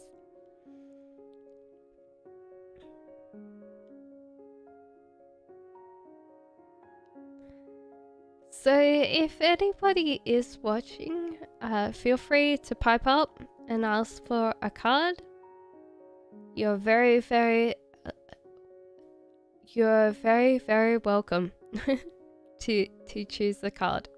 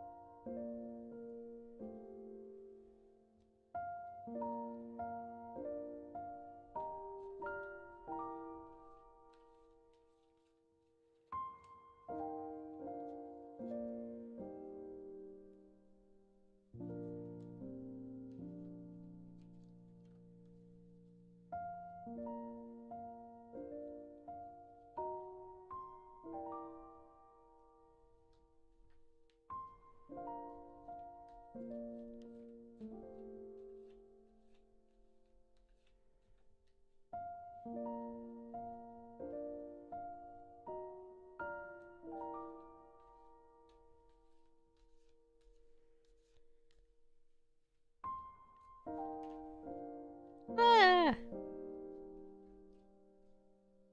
Look at that.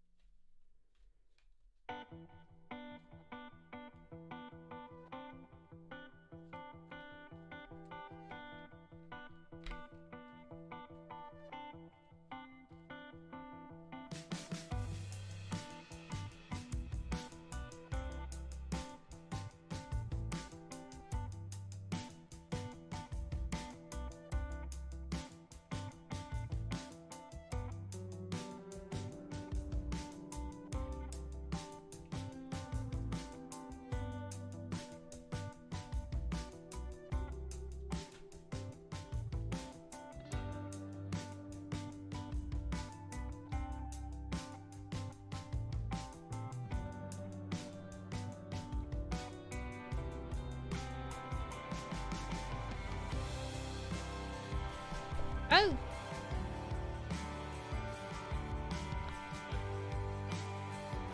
Cards are going everywhere, flying everywhere.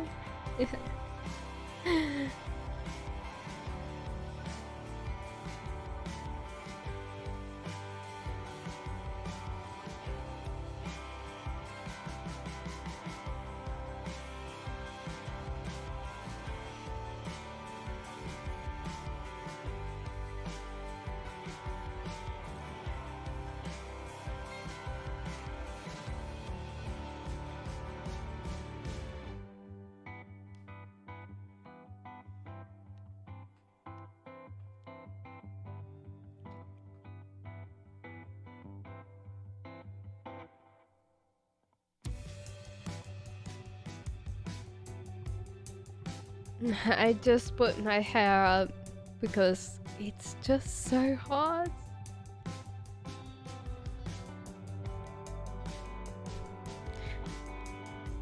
I will need a nice cold drink after the stream. Cool myself down.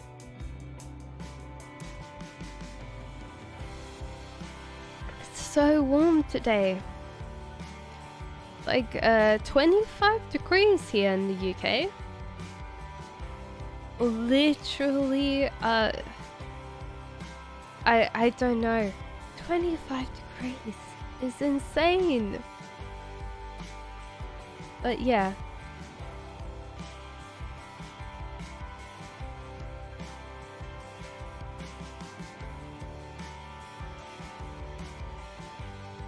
That's insane, thinking it's 25 degrees here in the UK. Hopefully everyone's alright.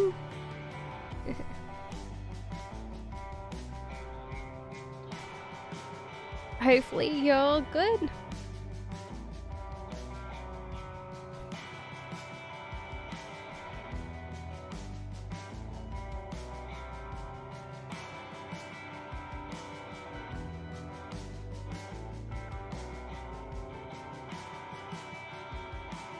Welcome back! Welcome back, Shopaholic. How are you? Did you stop for coffee on the way? I can't believe you made another pot of coffee. Wow.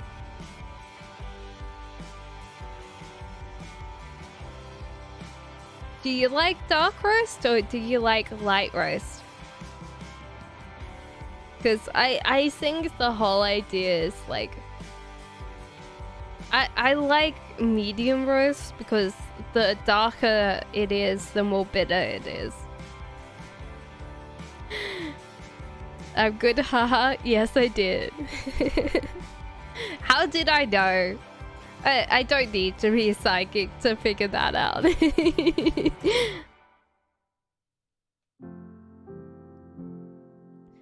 So anybody that's just come in, feel free to ask and I will do a tarot reading for you. We are talking about coffee and we're talking about just in general life. I'm a coffeeholic. I love dark roast and I like it very strong. Sometimes with the dark roast, they make it very bigger.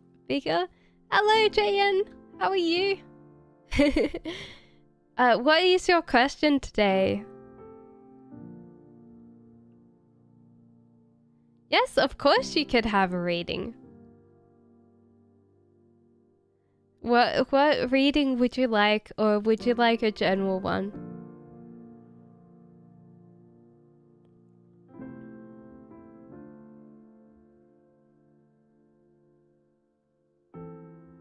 We're talking about coffee right now, JN. Do you drink coffee?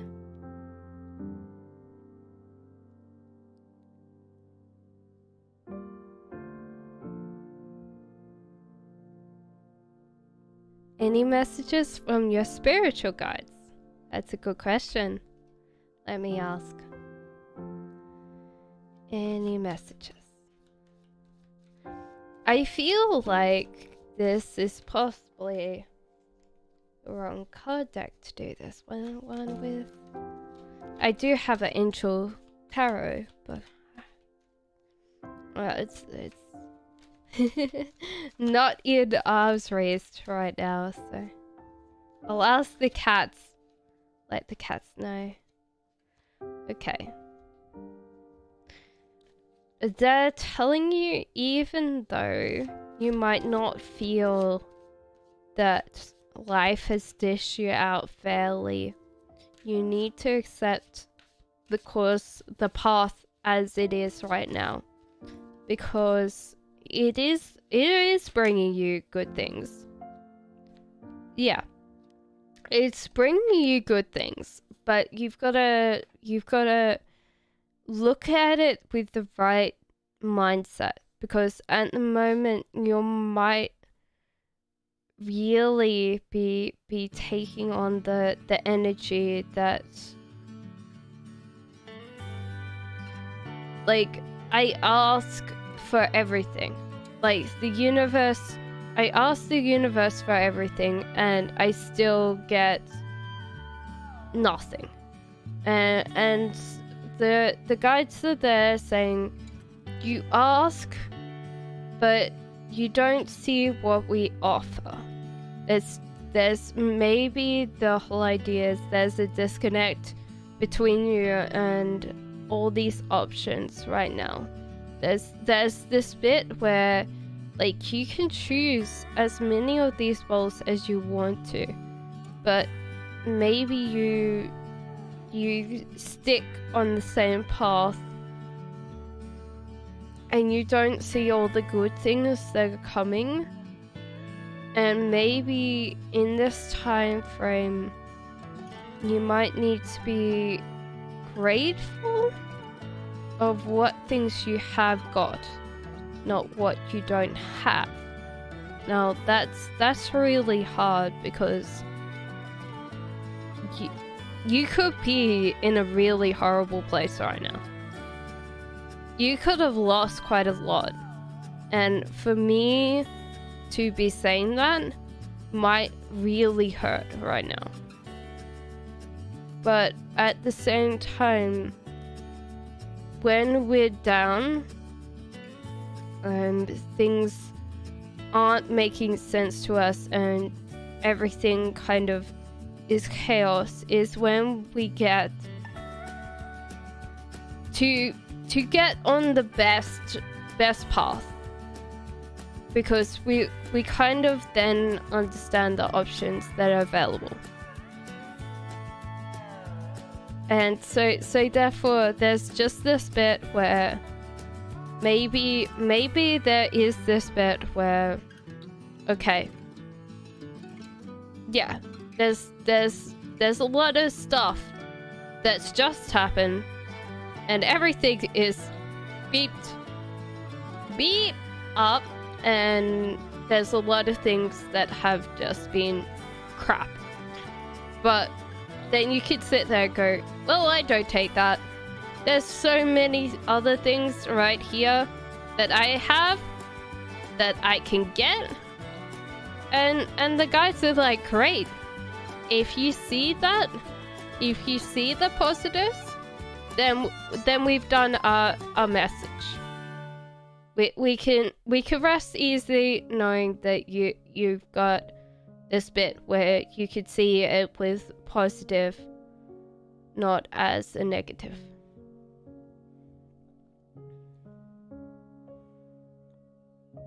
Yeah, it's hard. I think when we're all having bad days, bad weeks, bad months, bad years, that we could kind of narrow down. And when we narrow down our vision, we tend to block out any other options because we can't see them anymore. When we're in a certain place, whether it's despair, pain, anything that makes us have a less of ability to see optimistically, that's when we tend to then see everything as grey. And we don't see all the nice things that we possibly have that other people don't have, and the opportunities that are coming that we haven't got yet. I hope that helps, JN. I love coffee and tea. That's good. I'm glad you love both of them. Yeah. That really is hard. I think seeing optimistically when things aren't great is one of the hardest traits to ever have. Yeah. I feel like that's the thing. Yeah.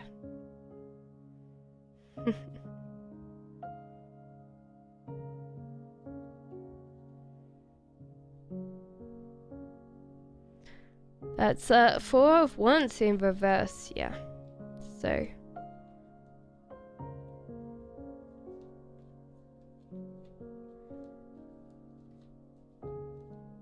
like, how many times have we been like, oh yeah, we'll definitely be more positive, but then it's always really hard. And anybody that's just come in, feel free to ask for a card, or if JN's still here, you're free to ask another question. It's very quiet today. It's my first actual live stream ever. So I'm looking forward to being able to do this again, because this has been fun.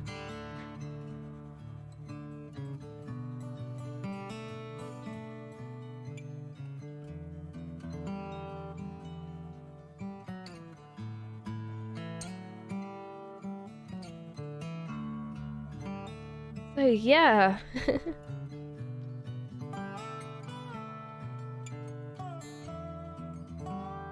I might call it in 30 minutes, guys. But I will try and do this again next Tuesday.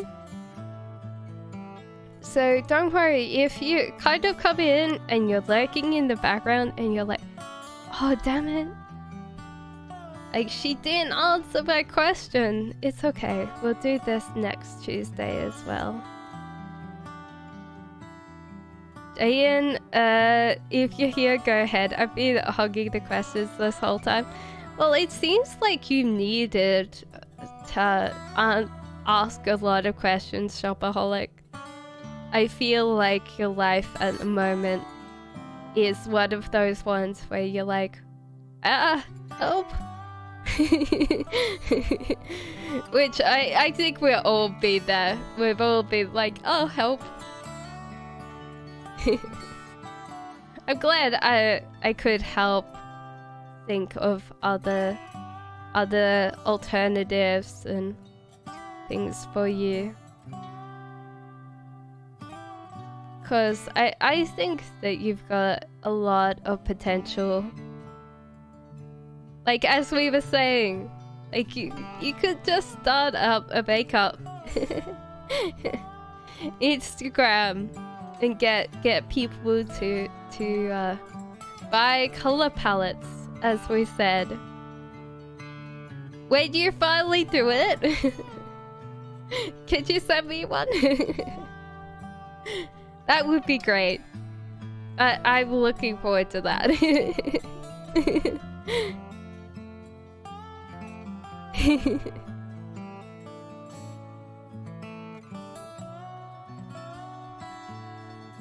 I don't know how hard that would be.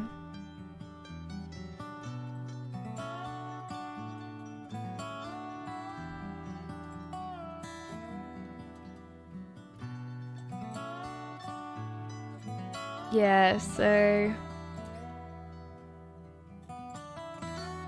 I think maybe next time I'll change this, because I think all the guys are like a little bit scared of all the ladies. Like, look at this one. No wonder.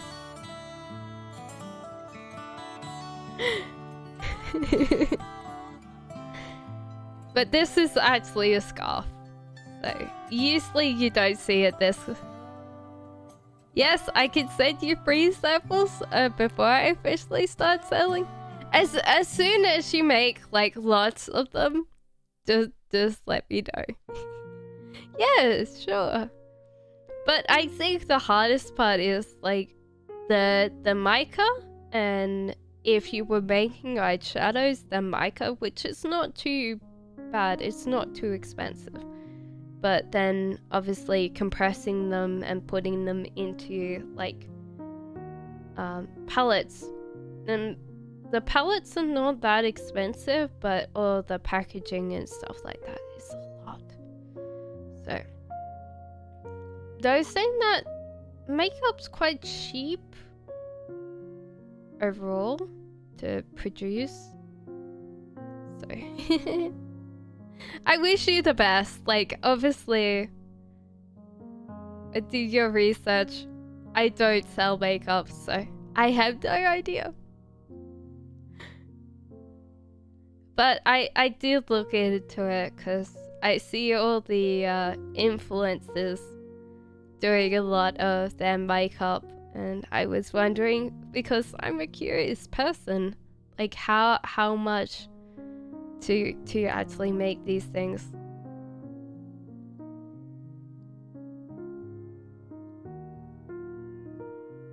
Guys, it's strange. I may come off as different or blunt or harsh or something, but I'm not scary?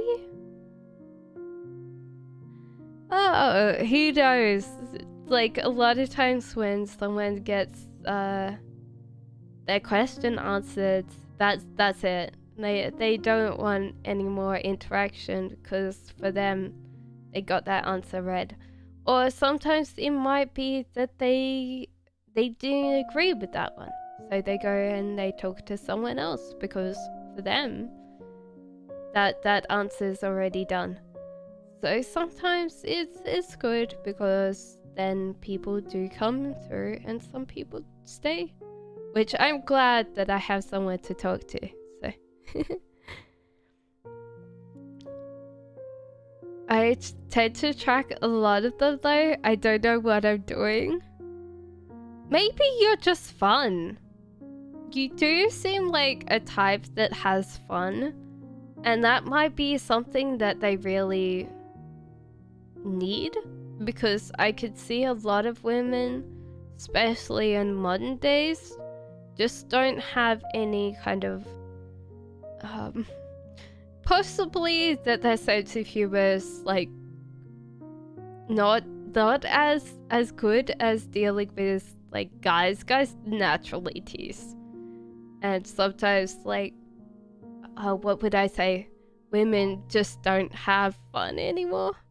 So yeah, like if you're a fun person, especially a fun woman, you're very attractive. But then maybe you're one of those things where people go, oh yeah, until they get to know you. And then weirdly enough, I feel like we have different kind of perspectives when we're dating compared to like in a long term. So therefore we see attributes as being great until we're in a long-term relationship, and then we're trying to change the partner that we have because they're either too much fun or too serious or something like that. I like anything positive or uplifting. Well, there might be a shadow self that you destroy, that you cannot think negatively, or that you cannot deal with someone being sad.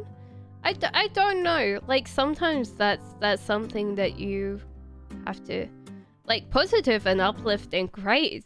Like in this day and age, it's one of the biggest things that most people really is a positive attribute.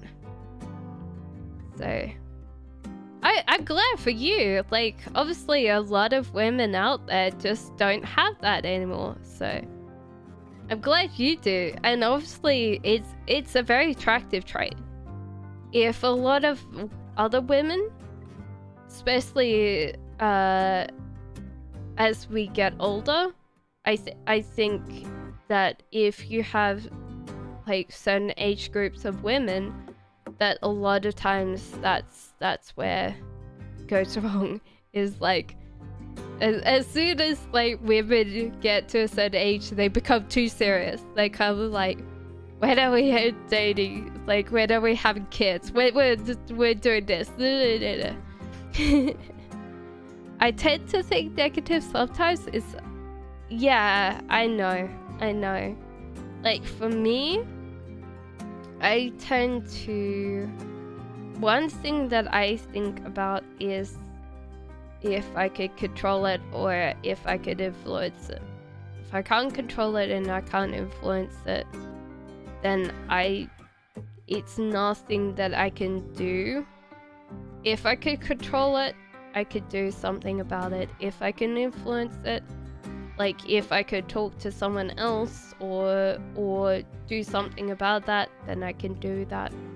Sometimes you just have to realize that you can't do anything about it and let it go.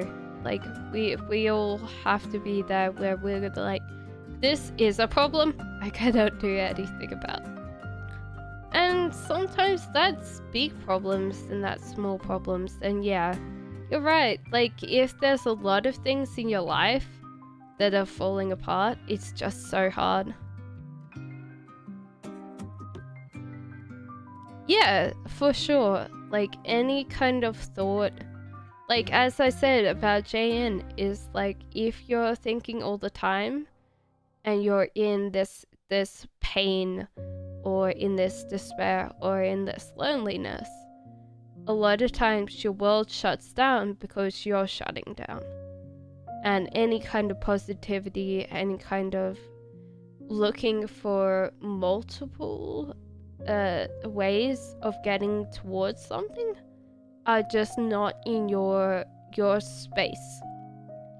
And that's one thing that I sit there and go, manifestation's very important, but I would say also that you're planning how you create things, how you approach things is important, because all of us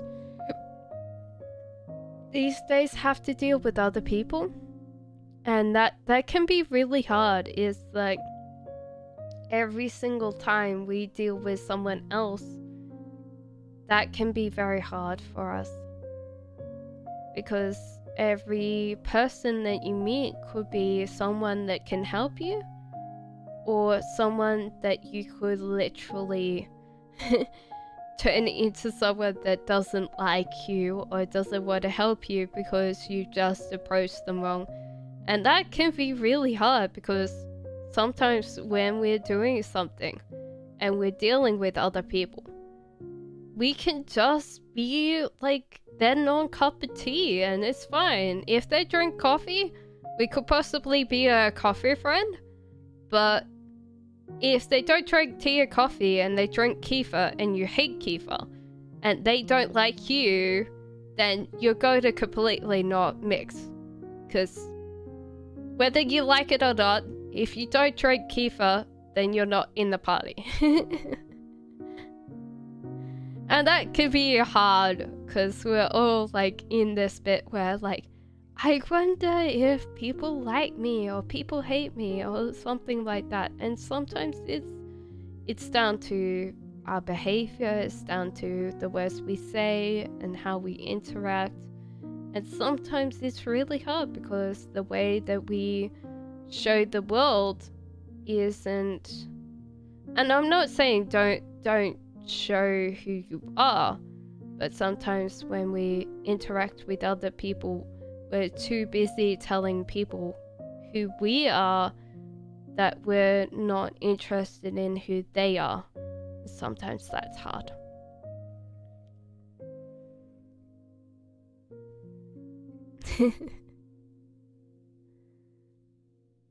I'm trying in my own way to be more of a listener. I don't tend to feel like I listen. Well,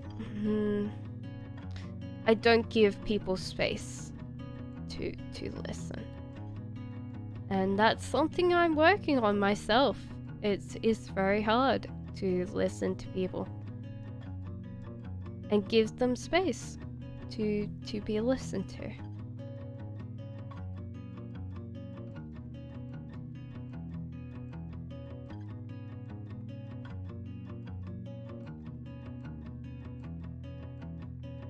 Because I think in general we all have hard times. We've all been through something. And for us to think our pain and misery and suffering is stronger or harder than someone else's is not always true. And sometimes we all have to... We're all together in this crazy world.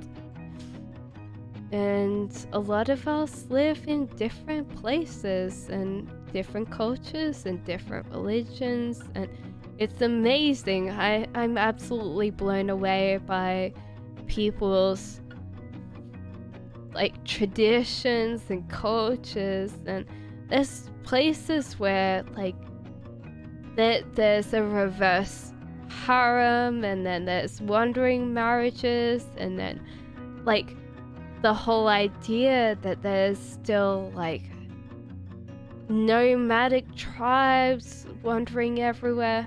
It's just amazing. I love the whole idea of like how people live and what goes on every single day. Like someone in different cultures gets along with other things, and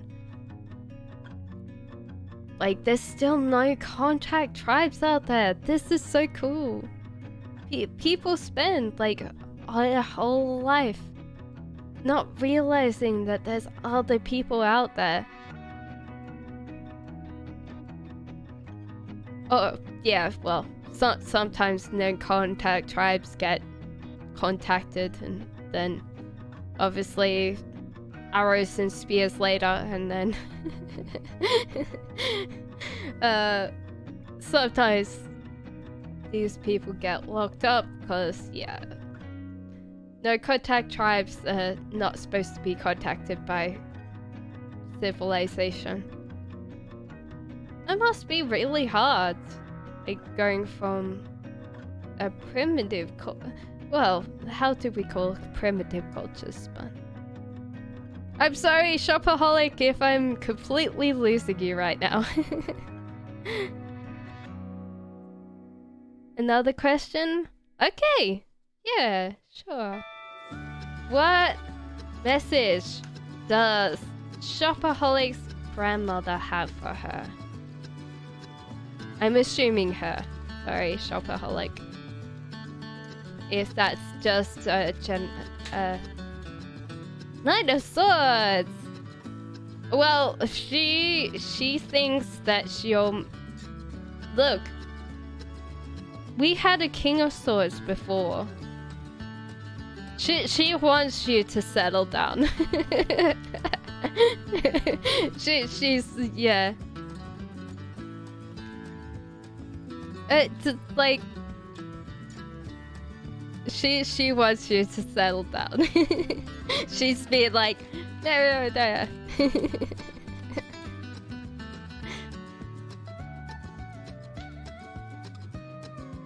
Oh, she also wants to tell you that you are loved. And that you have plenty of people that want to help you. Oh yes, and don't try to pick fights with people. She's a very wise lady. She's like, you've already picked these fights. It's okay. You'll get out of them. But try not to pick fights again. You're like, yes, Grandma. I feel like this is like a very grandma advice. Like you gotta find this lovely man. You gotta settle down.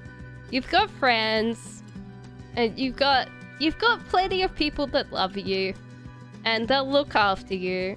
And look, they've got all the stuff for you. It's okay. It's fine. And then yeah, I feel like that's very much like grandma advice. like. Stop shredding the toilet paper.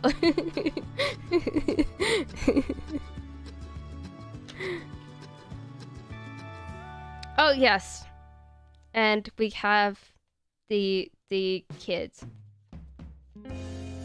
She might be like sitting there going, I know you and your mom or the rest of the family have done these things to you. And I'm sorry about that, but at the same time, they're only trying their best. Maybe it's like that's what I'm feeling, is they were trying their best. They might have not known how to deal with you.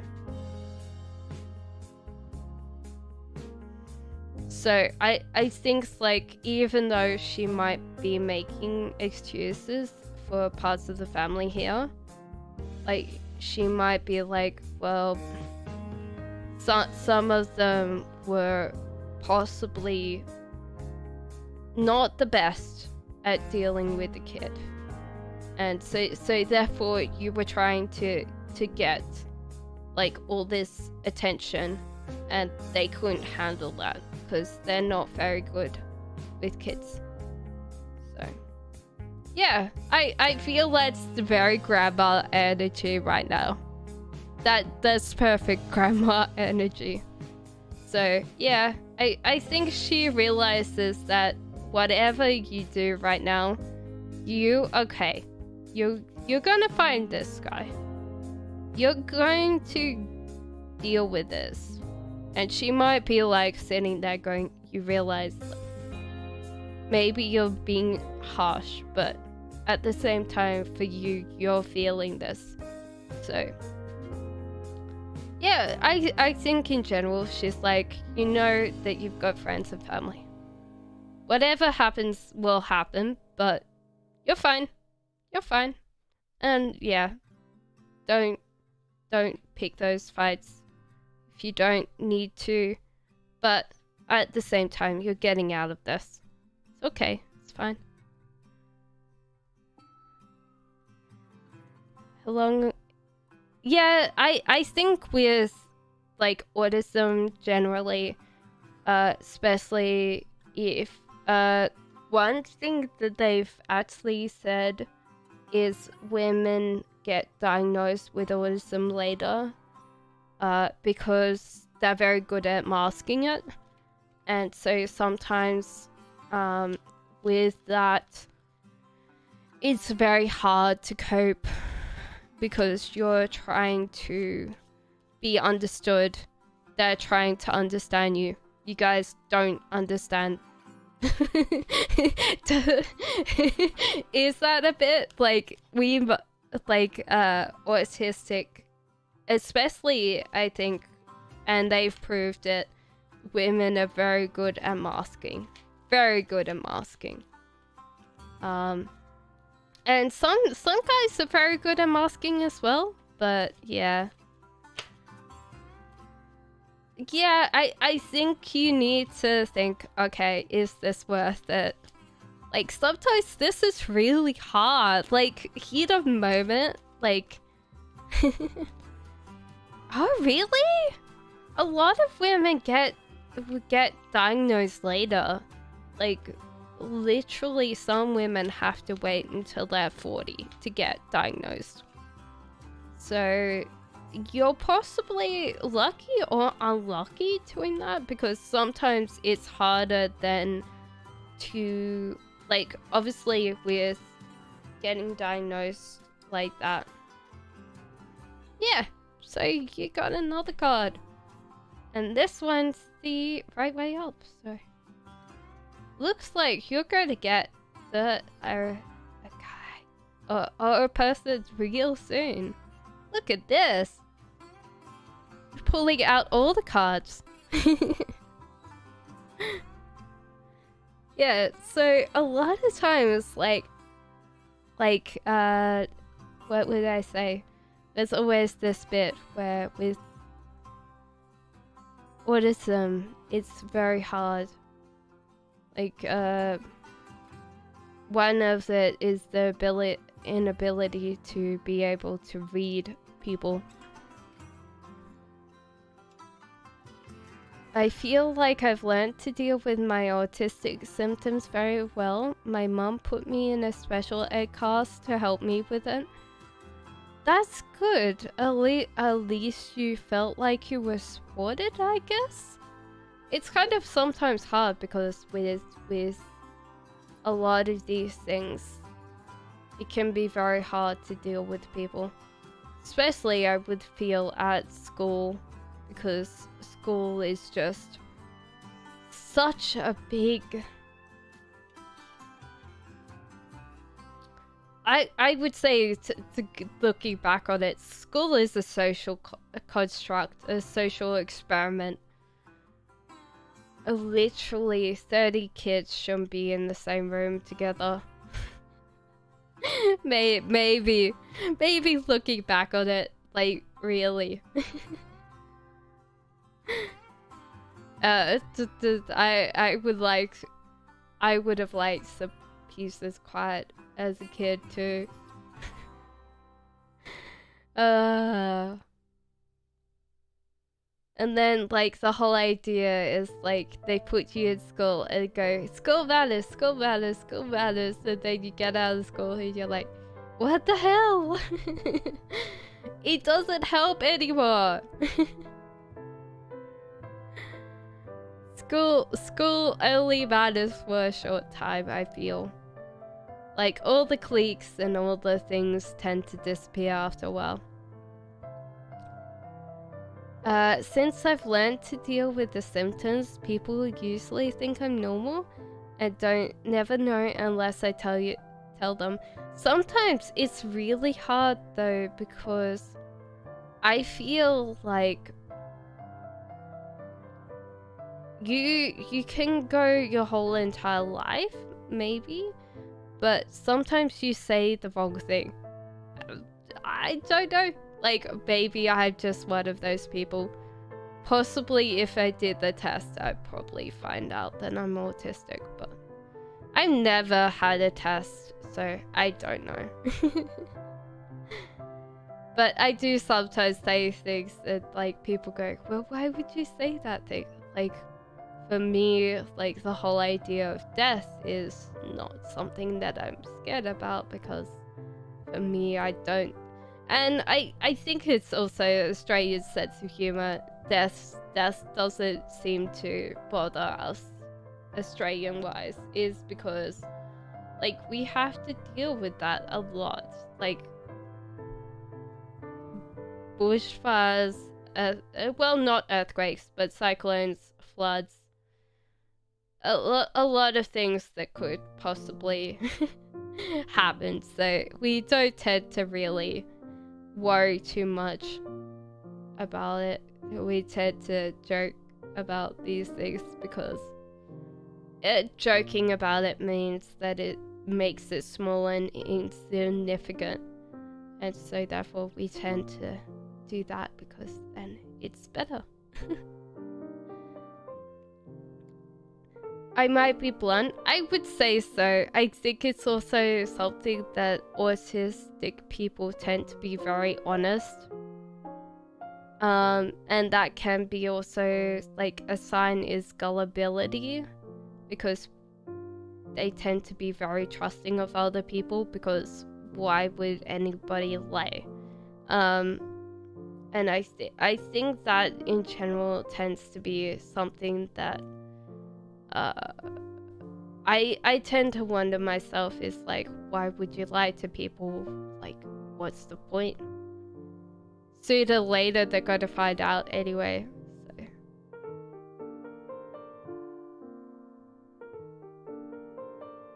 Also, I tended to take things quite literally as a kid, and I think that's a sign, is if you take things quite literally.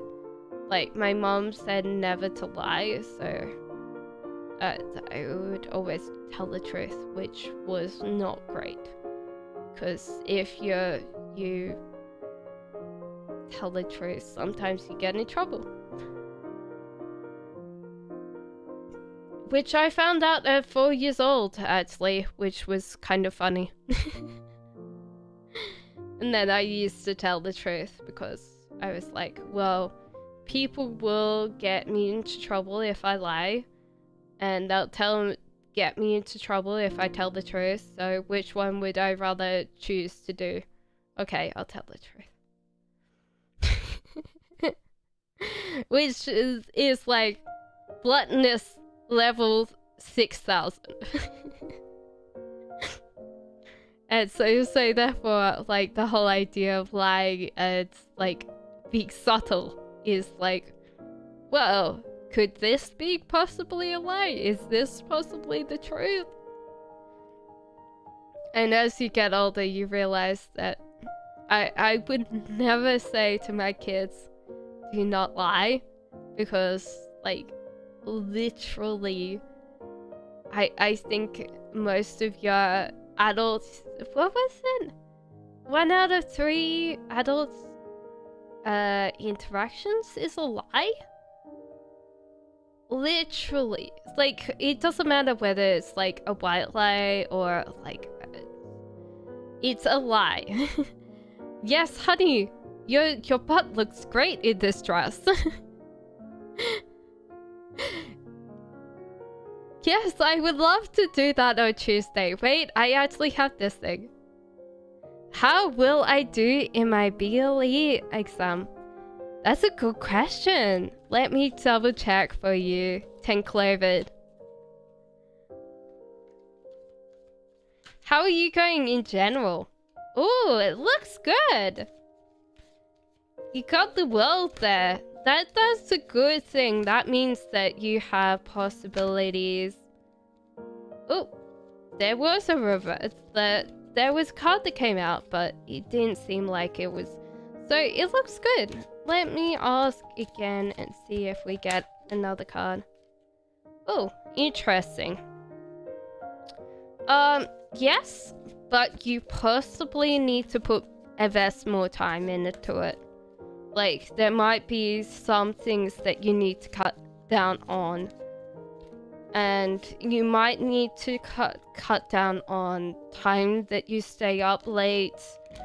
Crap food. Yeah, I would say just tend to, like, cut down on unhealthy stuff. If friends ask you if you can go out or something like that, you need to focus. Like, it doesn't mean that you don't have everything in the bag. You just need to focus, because you just need to kind of really work on this right now. So yeah, I would say that you're going to get this. It looks really positive, but you need to kind of focus on it. So I hope that helps, Tenclovid. It looks like you're doing really well. Like, that'll help you a lot. But yeah, I would say focus on it. Get plenty of sleep. Don't eat crap. Don't stay up late. No worries. No worries. So yeah, just be positive. Don't stress, but yeah. Try and get most of the negative things that you do, because we've all been there. We've all done the student thing. Yeah. Yeah, I could do another one for you. Yeah, sometimes I hurt people's feelings with honesty, but I usually say something in that nature if I feel like they're doing something to harm themselves. I think in general, like, I've learned that people won't help themselves if they don't see a problem already. Just ask. Yeah, don't worry. I'm here to help. Yeah, it's very quiet today, but that's because I've just started doing these readings, so. Okay, so was this a love reading by any chance? Because these guys popped out. Yeah, so I would say that you'll need to work on giving. I feel like a lot of times you might want or need things. Maybe you're not so much emotionally honest with the other person. So you could give something and you're not completely giving back. So therefore there's you always love back rubs. Yeah? You love back rubs. Okay, so maybe, okay. What will this year's school be like me? Will I fail anything? Okay, let's go with that, because that was the one that you had in your head when you asked me that. So this is easy, because I can tell you. So school B for you is to actually talk to other people and develop emotional connections with them. Yeah? Like always develop like emotional quest, and don't be too needy. Don't be like very like standoffish or something like that. Be like always happy to help someone else. And you'll do great. The other thing I would say is take on things that you might not like. If there's like a after school club or something like that, someone asks you to do like a sport or activity, I feel like take it on without having any kind of preconceptions, because I think when someone asks you to join this club or join this sport or join this activity, whatever it is, and you say no, you're going to kind of miss out on something that you would really enjoy that you might not otherwise. So I think in some ways, like those two, I don't think that I see a failure here. I see this kind of being very full. So I don't think you'll fail at anything. But yeah, definitely I would say, like, if you do have this and you do have like this thing, you can always make an excuse that sometimes you need to take time for that particular activity. Compared to anybody else, you could say to your teacher, well, I need time for this practice or something like that. I might need to hand in this exam later. And see, like sometimes they'll say yes, so sometimes you get more time. And obviously develop your relationships, because one thing that happens when you're young is that you'll develop lasting friendships from school compared to any other part of your life. And those friendships you keep. There's a lot of times that you'll keep your friends from school compared to like college, compared to like work. You'll get a lot more connections or friendship connections at school. So those are like one things that I would think is to try and open up to people and to take on a new activity, like a club or a sport that you might have turned down. Because I feel like if you hadn't had this reading today, I think you would have said no, because you might not appreciate it. You might sit there and go, well, why would I ever do that thing? Because I'm not that type of person, or I'm not that aesthetic, or I'm not that smart, and you'll realize that you were that all along. So I think that's a good reading there. I think that you'll do really well.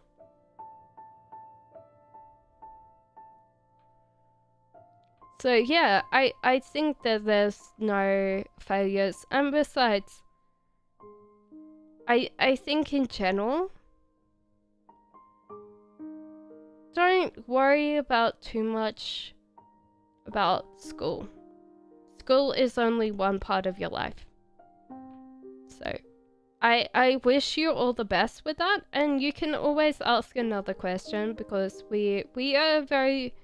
There's only 3 of us, so that's alright. That's all good. I think in general you'll do very, very well. You just need to stop eating all those bad things and get a good night's sleep. which might not be like if I went back in time, I'd be like, no, definitely not doing that. Oh wait, it's 2 AM in the morning. But I suppose when I was young, I used to try and play my Game Boy. Will you be successful? That's a question. Yeah, so I would suggest like not doing 2 AM. That's the thing. And don't eat as much crap. Will you be successful career-wise? Now, that's a good question, because I think that you're kind of stuck in this kind of feeling. And this is a question that I would say that it depends on how you feel. Because careers are only what would I say? Like, I had this discussion the other day. Actually, not tarot reading.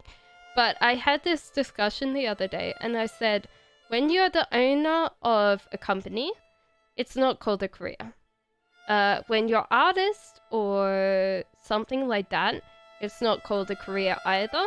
So sometimes you might need to kind of reevaluate what you want to do. And this one is called the Hangman. This just means that you're stuck on this tree and you're like, shit, I'm going to fall off. And you're like, try desperately to hold on, but you don't realize this branch is like this far from the ground. So you'll be fine. It's like you just fall off and you're like, oh wait, I'm on the ground anyway. A big cat, you just land naturally on your feet, no matter. So like in general, like maybe you do need to reevaluate what you feel like your options are, because you will just naturally fall into something. And that's good. That's good. That means that you've got something there that you are naturally good at. I think that you could possibly try and figure that out now. Like, whether it's tech or... Like, some people are very good. Like, the internet these days, lots of people are doing really cool things. And this is a tower, but this is in reverse. That means that you have a solid foundation that you can build now.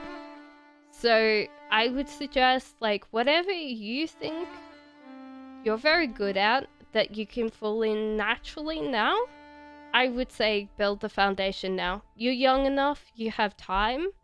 Like, if it's like starting up a YouTube channel, doing some really cool things like sneaker flipping. Some people do that. They buy and sell sneakers. And it's really cool. But I wouldn't suggest like buying sneakers now. They're like $700 or something. Hey Paige, how are you? So yeah, so I would suggest doing it now. It's naturally something that you're going to fall into. And you could possibly make lots of money. Like, be a millionaire at 18 or something like that. Ridiculous. I wouldn't suggest that everyone that makes a YouTube channel or something like that to start off with will earn money by then, but at least you've got something good to start with. So, Paige, what is your question, my lovely? I hope that helped you.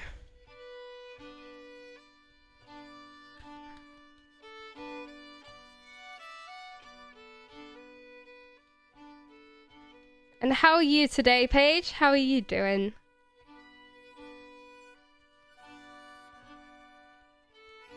So yeah, definitely like think about what you're naturally good at now, and I would suggest like think about putting like a couple hours in every single day. And generally like it's good. You'll get it, like whatever it is. I think they left. I think Paige is still here, but who knows? I felt like my card fell down. So the star. Apparently Paige's question was the star. Oh well. We'll see.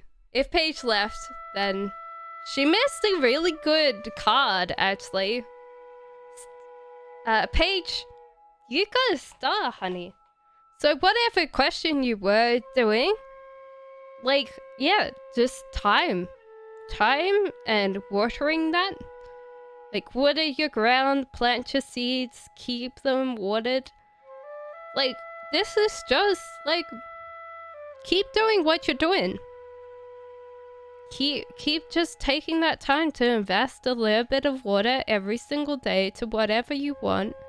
And soon enough, you'll grow whatever you want. Now that's pretty cool. I don't think that a lot of people kind of realize how much power they do if they just slowly get at it over time, just slowly invest, and they get there.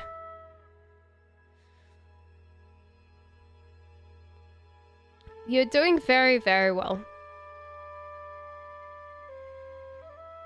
Was there any particular question you had today, Paige?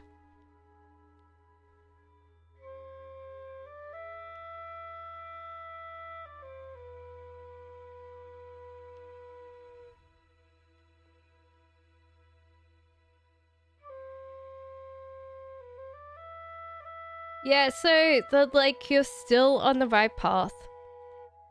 Don't give up hope, because that is a sure sign that you're doing the right thing. Just keep at it.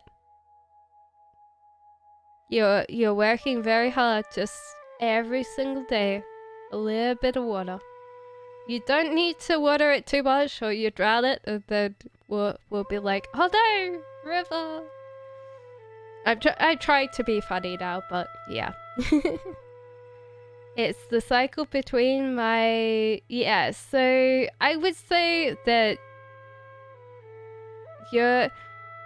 Yeah, so at the moment, you're trying to distance yourself, and you just need to keep on going with the slow water of like, just keep on going.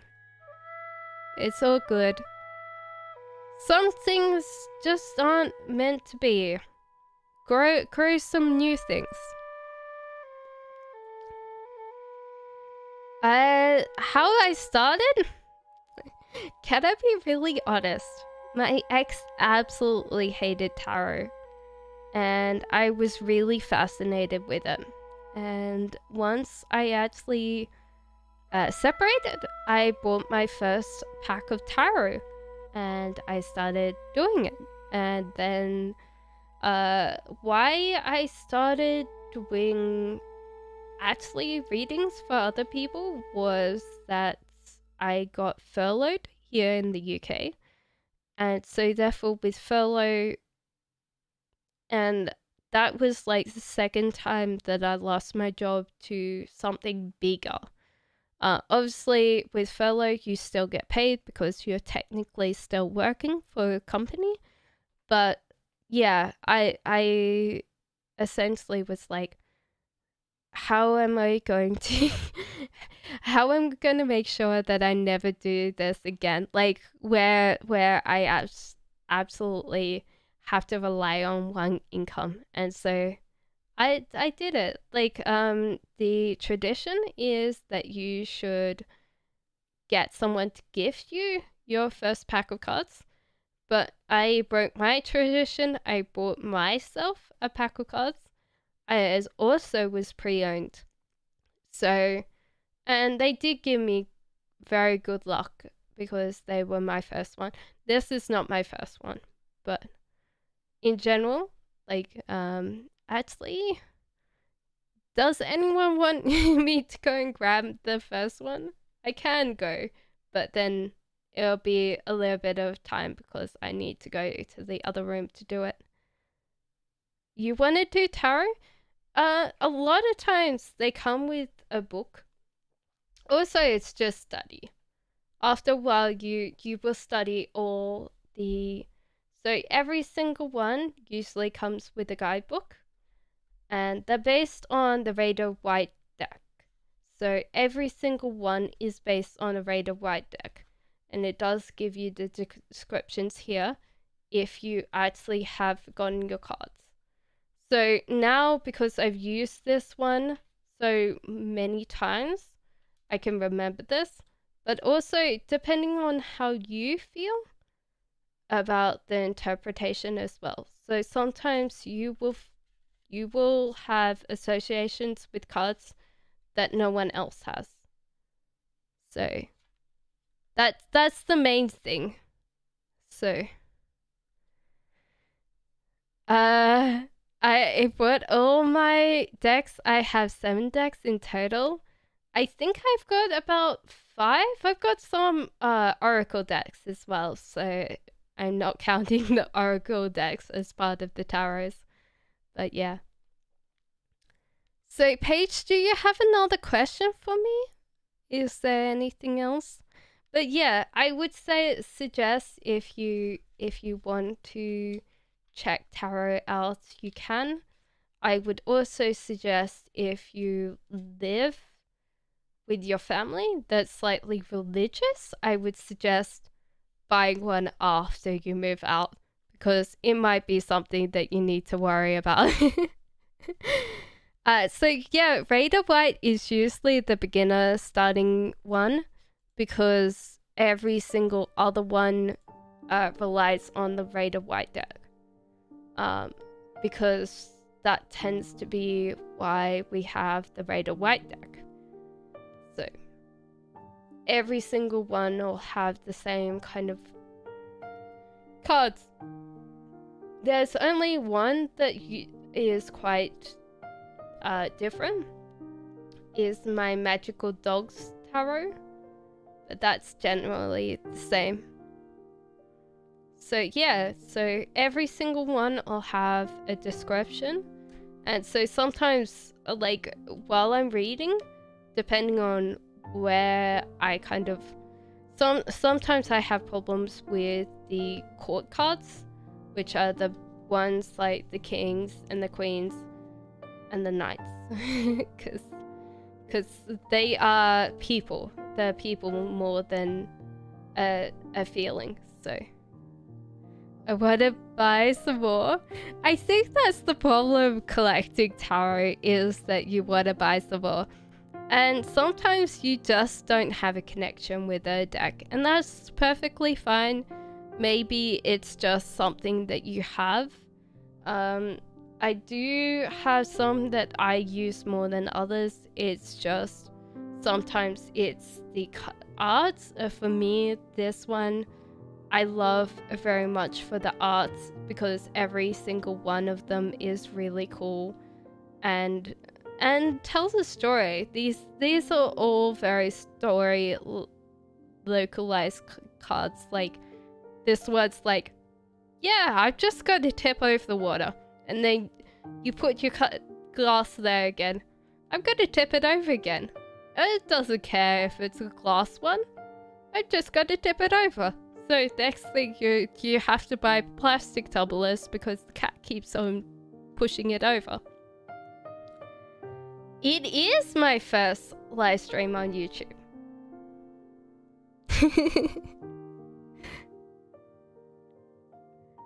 Well, I kinda lie.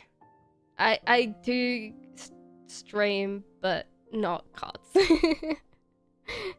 This is my first YouTube stream in ages. So this is the first stream that I've done card reading. So a little bit nervous. I'm so nervous. Literally.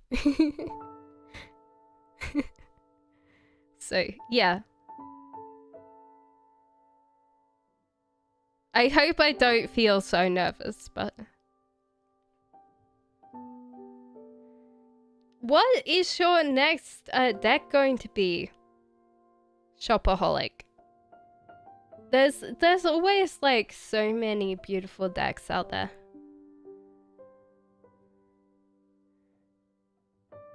So glad to be... Yay! I'm really excited about like doing this, because I was like, you know what? Why not just try it and see what happens? And I'm having a blast today. I'm having an absolute great time. I might have a break in a second to go and make myself another cup of tea, because there's literally no water, there's no cups of tea. Literally out of tea. So yeah, if you guys have any questions, let me know. I'm going to go and boil the kettle. I will be right back. So don't worry about me not being here. I will be here. But think of another question you want to answer. Any questions are fine. Okay.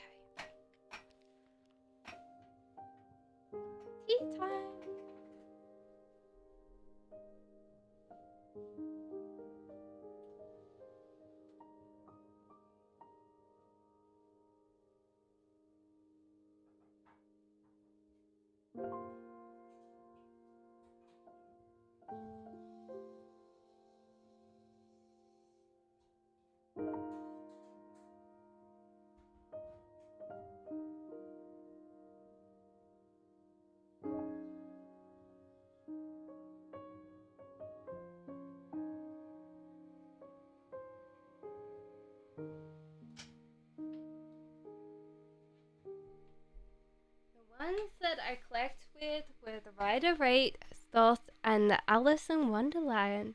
Ooh. Okay, I do actually have some horror-themed ones. Give me a second. I'll come back.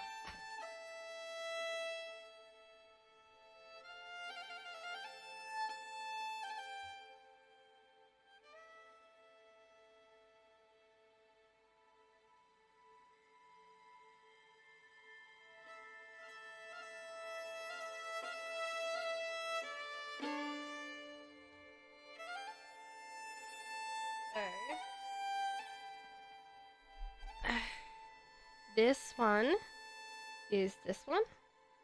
So it's the Santa Muerte deck. So let me open this for you. This one I just got from eBay. So these are the cards here. So they're very much like Fiesta shape deck things. So yeah, very much like Day of the Dead ones. Very pretty, very much that. I don't use this one as much. I don't know whether it's a connection or just like because sometimes when you buy things from eBay, you buy a cheap copy, and so therefore the cards might not be heavy enough for me when I'm reading, which might not be like that much of a problem. And then when I said my first tarot deck, this was my first tarot deck.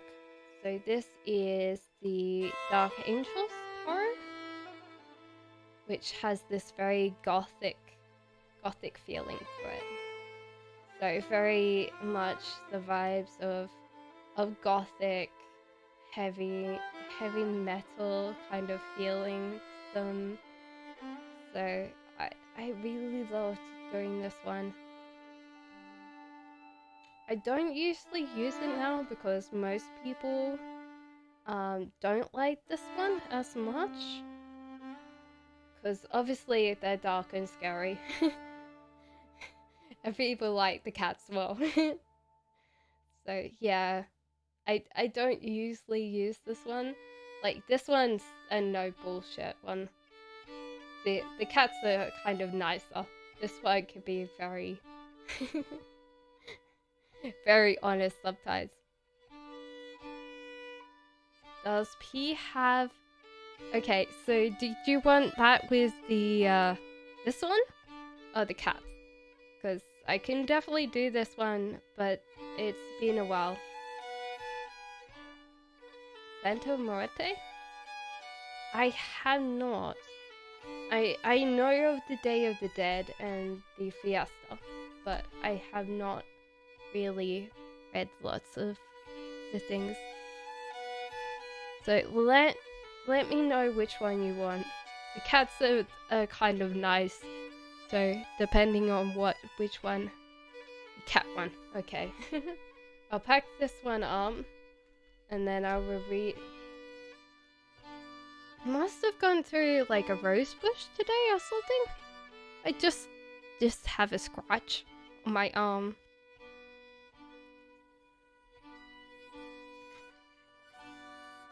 Might be from the tea rose outside. I love cats. The cat one is beautiful. I think the cat one really... I enjoy it because I tend to like stories and I tend to like telling stories, and this cat ones. So, for Topaz Kiddo. Yeah, he seems like he's interested. You just have to keep on reminding him that you're there though. Because he seems like he's kind of a little bit of dork. And not in a bad way. Possibly he just isn't particularly... Oh, and be nice to him. That's one thing. Like, he might be like, you might be like frustrated.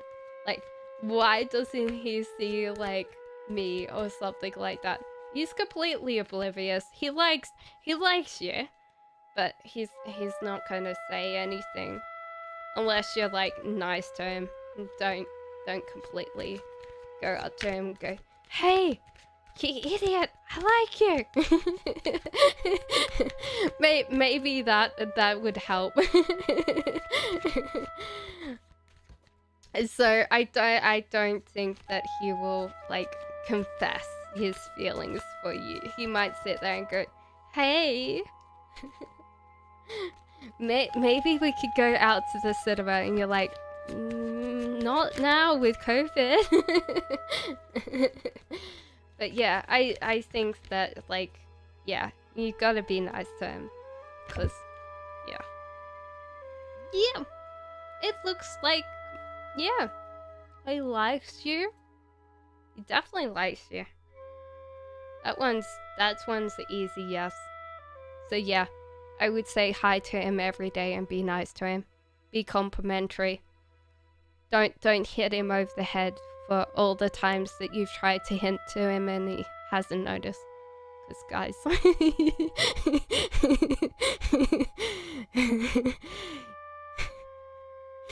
sometimes they're dead still. I will grab my cup of tea. So ask me another question, but that's pretty much answered. I think in general, guys don't tend to like let you know early. Yeah, be nice to him. Like, if you're being mean to him, you need to cut your words. This is why like the nail clippers have come out, because you keep on scratching them. So therefore, the temper, the more mature part of you has to cut your nails, because you keep on like being not nice. And that could be really confusing for a guy. It's like, wait, they like me? Do you have a future together? That's going to be hard because, like, obviously you're both young, and I would suggest, like, even if I pull something out, like, there's definitely a thing that you guys will be, like, compatible and will be together at some point, I would say. But the hardest part is, like, I would say that, okay, how forever is forever? That's a question. How long is forever? Because, like, forever could be, like, 5 years. Forever could be, like, until the day you die. Like, some people have met each other through that. Ooh, okay. Possibly not forever. I'll tell you why. Because I think that's kind of right. You're possibly way too young to understand, to be able to control your emotions enough. Let me double check this one though, so I can tell you straight away. I don't think this is a pentacle card. I think this is a soul card, which makes sense.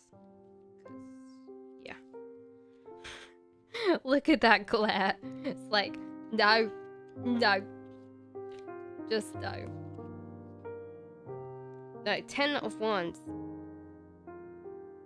Okay, so maybe, and now I would say, okay, so 10 clovered. I would say, yeah, you could possibly be together if you kind of be very emotionally mature, possibly. So you would have to delegate, compromise, work things out very, very maturely. Now, I don't know how many people your age that would be very much like that. You would have to do quite a lot together that would be very much emotionally mature, which could possibly happen. So yeah, it's possible. It's very possible if you're both very mature about it. And that could possibly mean that you both have a break. So that might mean that you finish high school and you might have a break and you might come back and you might start dating again, because you might both realize that there's a lot of things that you haven't explored yet that you might want to do before you guys get together. So it might be that you both take a break, you both come back, and you're like, oh yeah, this definitely works.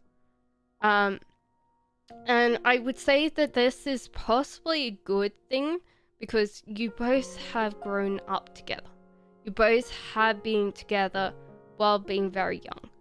And that can mean that you both have less scars than someone that's more mature. And that can be a good thing. Like, the more that you date and the more that you go through relationships, you will get more scars. And the more scars you have, the more emotional baggage you will take on. And when you have more emotional baggage, it's harder to let things go because everybody has that. Everybody deals with a lot of things that happen, and it's not a good thing later on to have too many emotional scars. Yeah, so there's a bit where like you both could be very good for each other, and you could possibly be high school sweethearts, which I'm not going to rule out. But you will both need to have time that you might have breaks and stuff like that, where you come back after you are like left high school and you both meet up and you're both in a space. So I would say to you, like, yeah, you could possibly both work very, very, very well together. You both are emotionally mature. If this is the immature one, then you might not be able to hold it together. But in general, like, you both will need to be more mature to work that out. And that takes time. I don't think anybody has emotionally mature. They're not emotionally mature. Like, we all do something that's emotionally immature. And it doesn't matter whether we're like 20 or 30 or 40 or like 80. We still have some kind of emotionally mature, immature things that we do. So we can all be very much more grounded, and we can be better at communicate what we want and not be manipulative or any of that. But the last one question before I want to sleep. Will my dad ever come back in my life? Will we be as family again? That's a good question, because like sometimes it might be not an answer that you want. Are you prepared for every single answer that I might get? That one just like completely flipped up.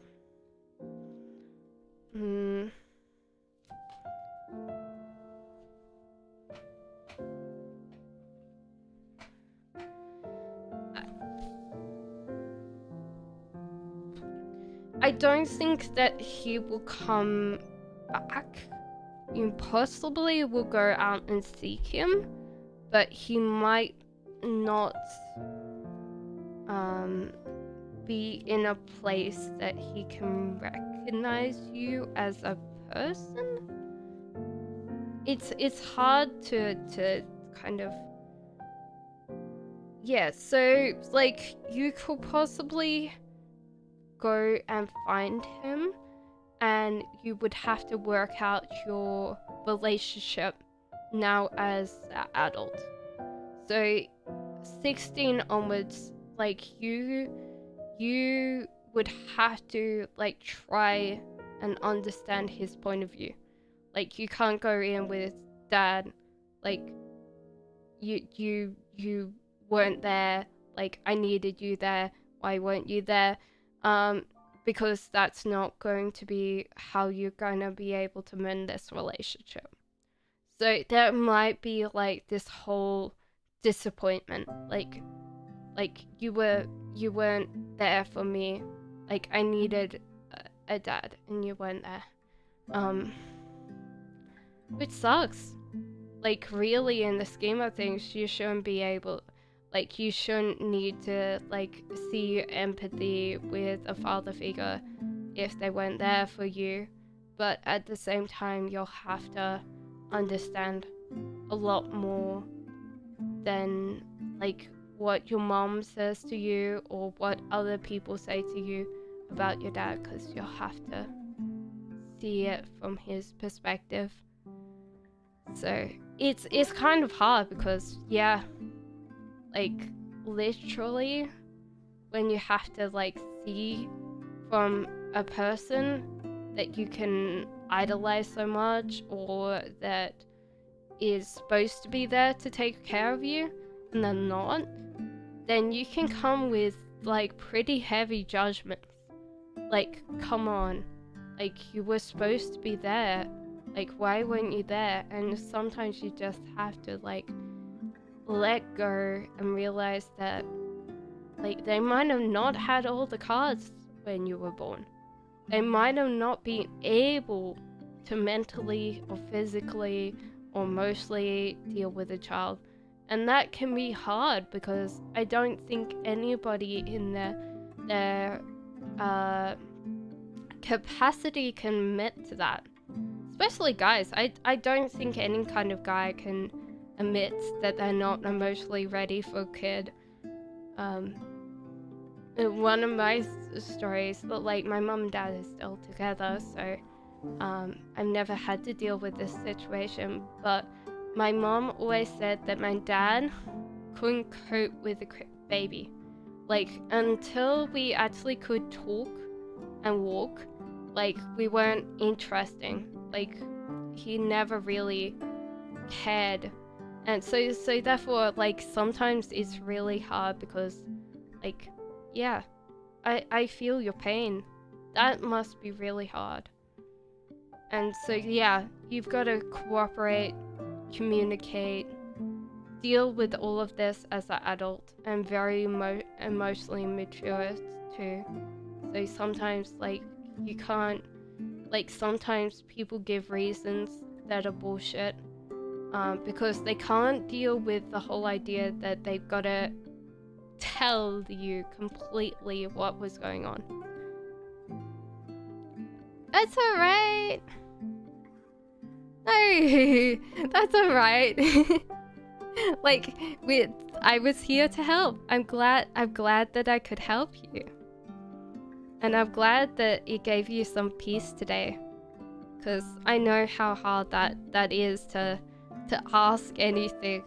Like, as a 6-year-old, I would have not been able to ask that many questions. Like, when I was about 13 or 14, I used to hang up on answering machines. I could not cope with answering machines because I could talk to a person, but I couldn't talk to an answering machine. It was funny, looking back on it, but like, I said to my mom I couldn't think of anything to say, so that's good to hear. I'm glad that it's helped you a lot, cause that's what I love doing tarot readings for, is just to help other people. Have a good sleep. Try to actually go to sleep early. Get plenty of water. And I hope to see you in the future. And yeah, cut down on the junk food. It's not gonna help you study.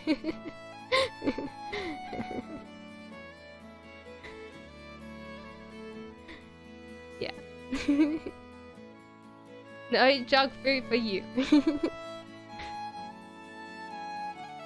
Okay, go to sleep now. I don't want to miss school tomorrow. Good night. I'll be back on another time. Yeah, that would be great. Nice to see you. If anybody else is here, just in the background, you're very welcome to say hi and ask me if you want a question answered. I'm here. I'm here. I've only 2 hats. Talkie hats. Bye. Bye. But yeah. Feel free to ask me anything, and I will try and help with my cat. A very cute and adorable cat. So, and because it's very quiet, feel free to ask as many questions as you like, because I'm not gonna bite. Literally, not gonna bite.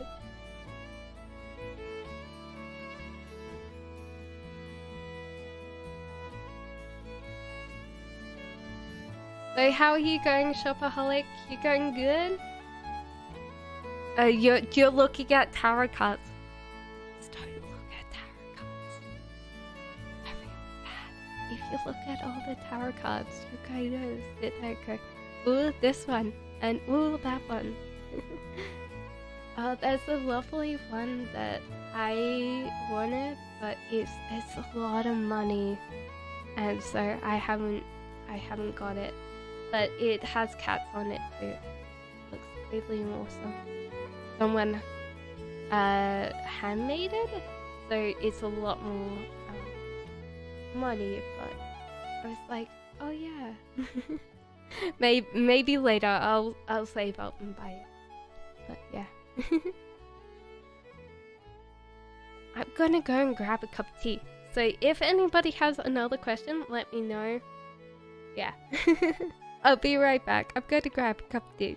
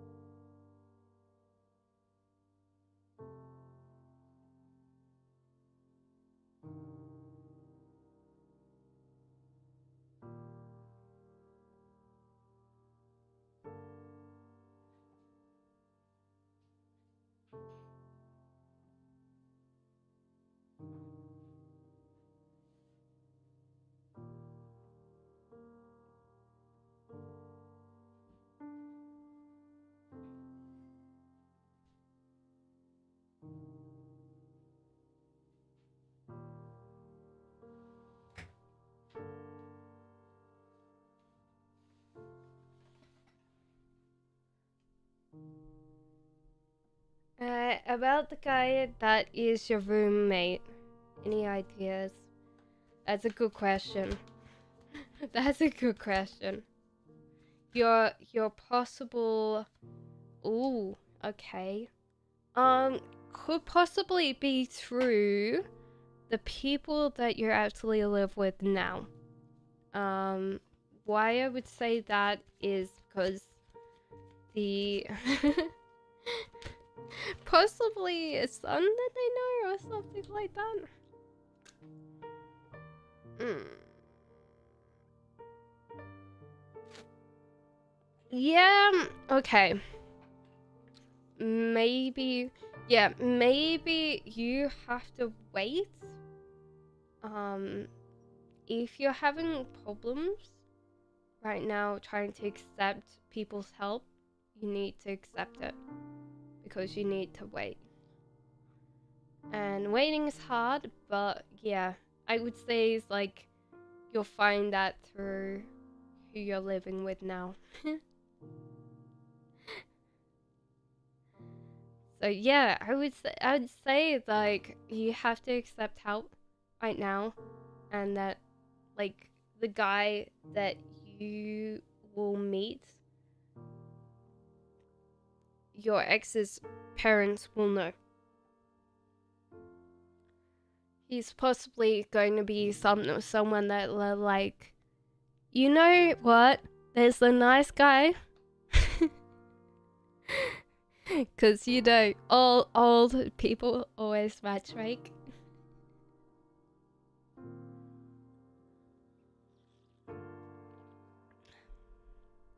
Oh, it's funny in China, they actually have a marriage market.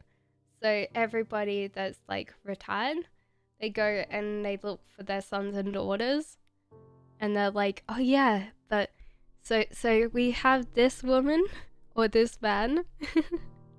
And so they go to the market every single day looking for a match for their son or daughter. And it's just like a park. And so they swap information. It's really funny. It's kind of cute in a way. But it would also be like, Mom, Dad, stop trying to match me up with random people in the park. Well, it's random, information in the park. Oh, this guy looks nice. He has a car. Oh, but it's kind of cute in a way. It would be really interesting. But yeah, I'd say you have to wait, and they will know him. So you could ask them. You could definitely ask them, like, hey, like I've lived with you guys for a long time. Would you know someone that would want to be a housemate? They might be able to point you in the right direction, and that's possibly what you need to wait for.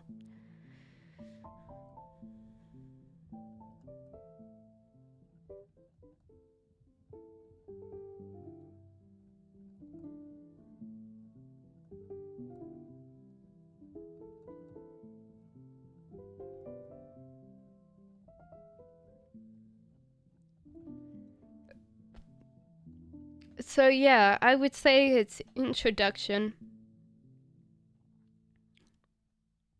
So I would say that you would ask them, hey, I need a housemate or someone, because I need to move out, because yeah, it's not fair living with you guys, because I don't feel like that's a particular good thing on my part. So they'll know someone.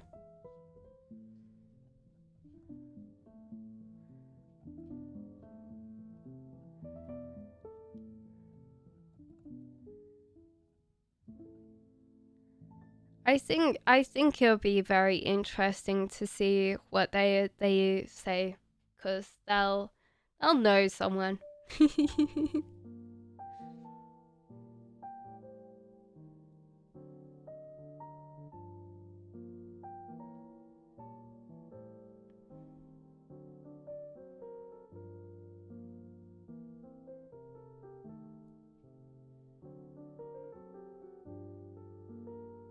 I like how, like, as this goes on, it gets more wrinkled, but it's a light fabric, so in the future I possibly need to do like a heavy fabric.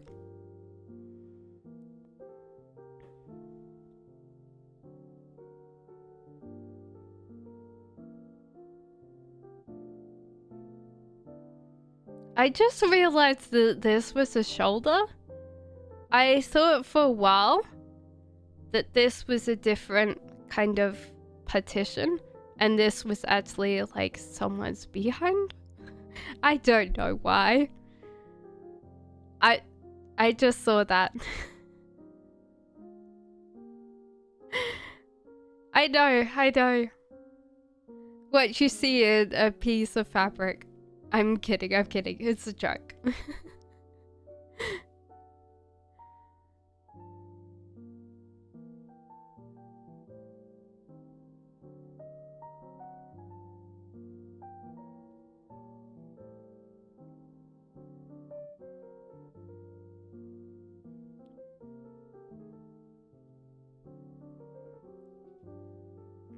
But yeah, I would say that that's the thing.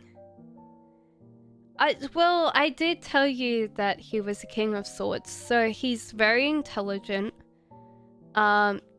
With King of Swords, they'll need a certain amount of understanding that they're not particularly emotional, so that they're quite rational.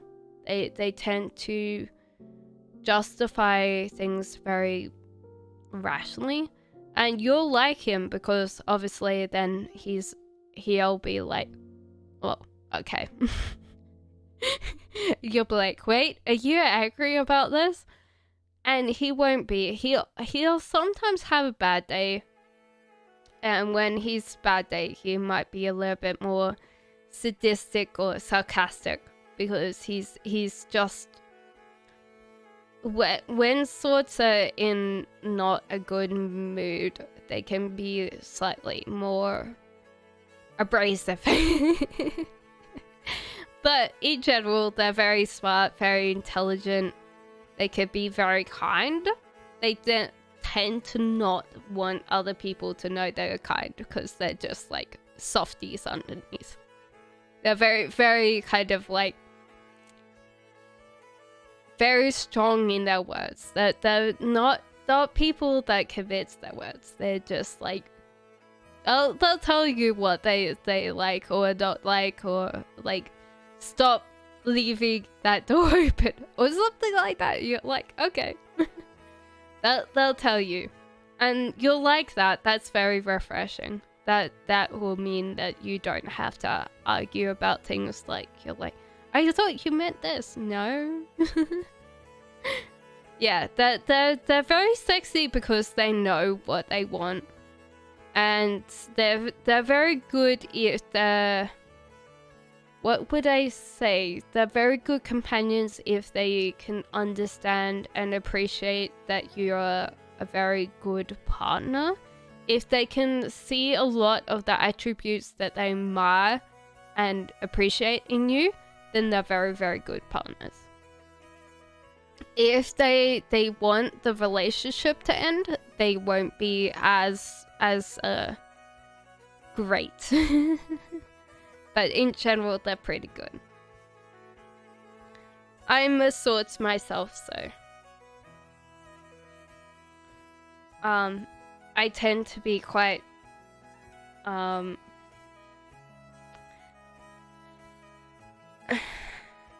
my partner is quite a emotional person compared to myself, and that's where I get that wrong, is that I can be very precise in my words, and sometimes that can be quite cutting when I don't mean it to be.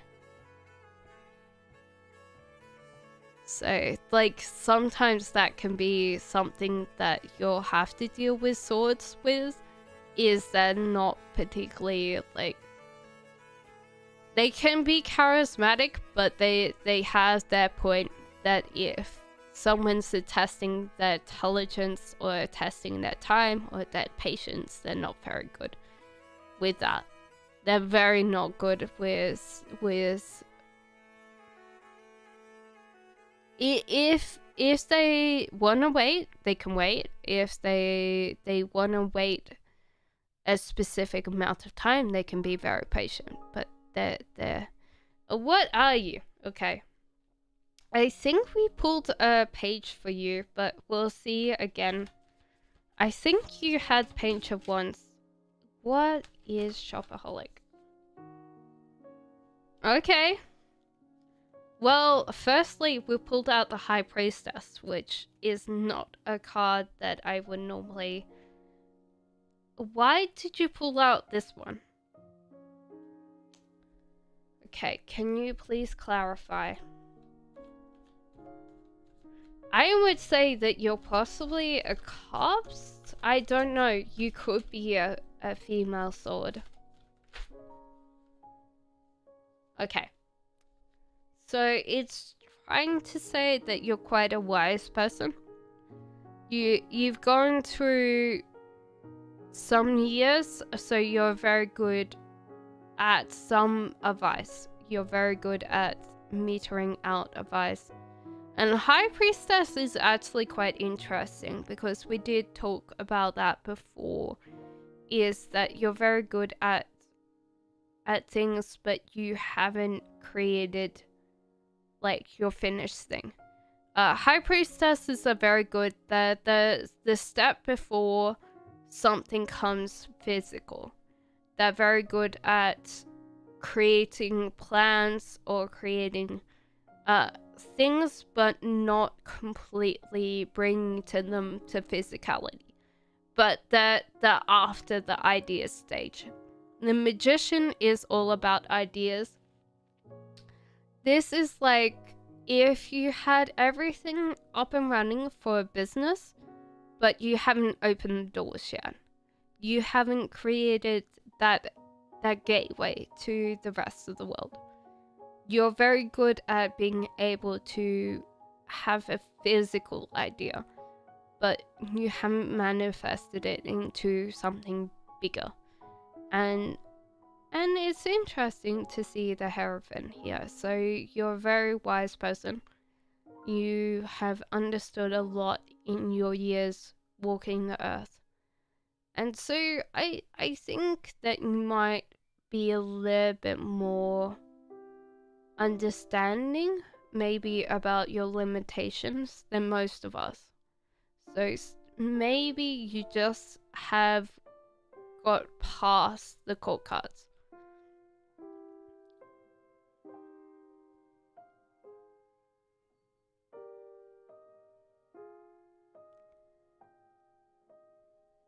So that's what I asked them, what you are, and it wanted to show me these ones.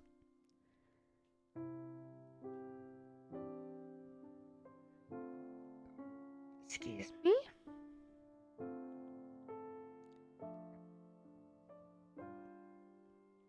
What do you think?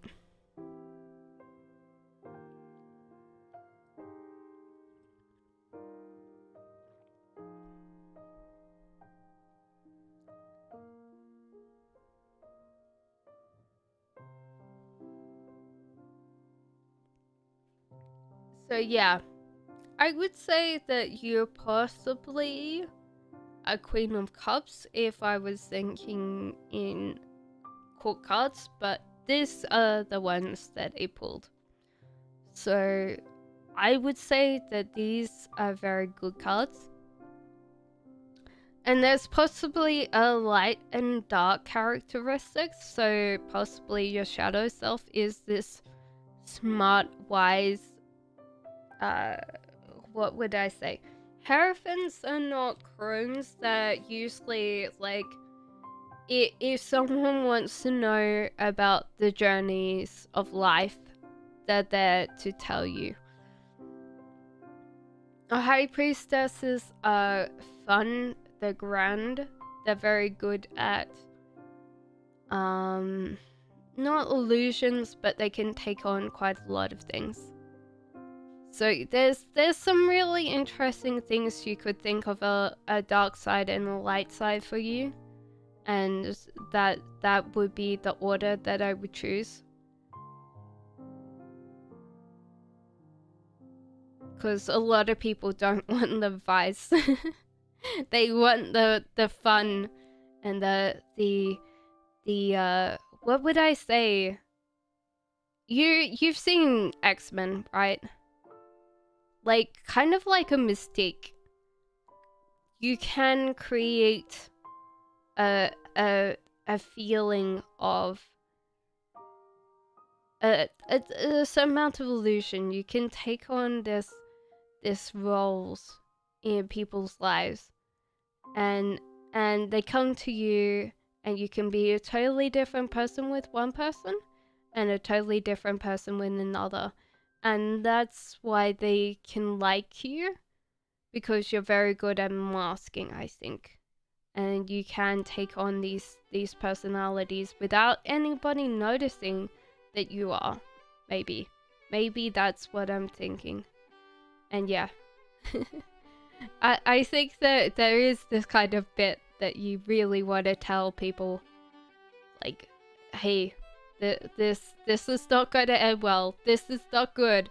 This is not this. It's like the do-bringer of things. And because they've dealt with this one, they're not ready to deal with this one. And you're like, everything's gonna end up on fire. They're like, nah, I don't believe you. Next thing. Poof. So yeah. It could be one of those things that you might have to sit there and go, is this particularly good? Is this particularly good? I think both of these are good, but you might need to show them this. And you've got to, like, when you're doom and gloom, you've got to also give them the happiness. Like, don't worry. If something's on fire, then we both can put it out. I'm kidding. Don't think the world's on fire, but...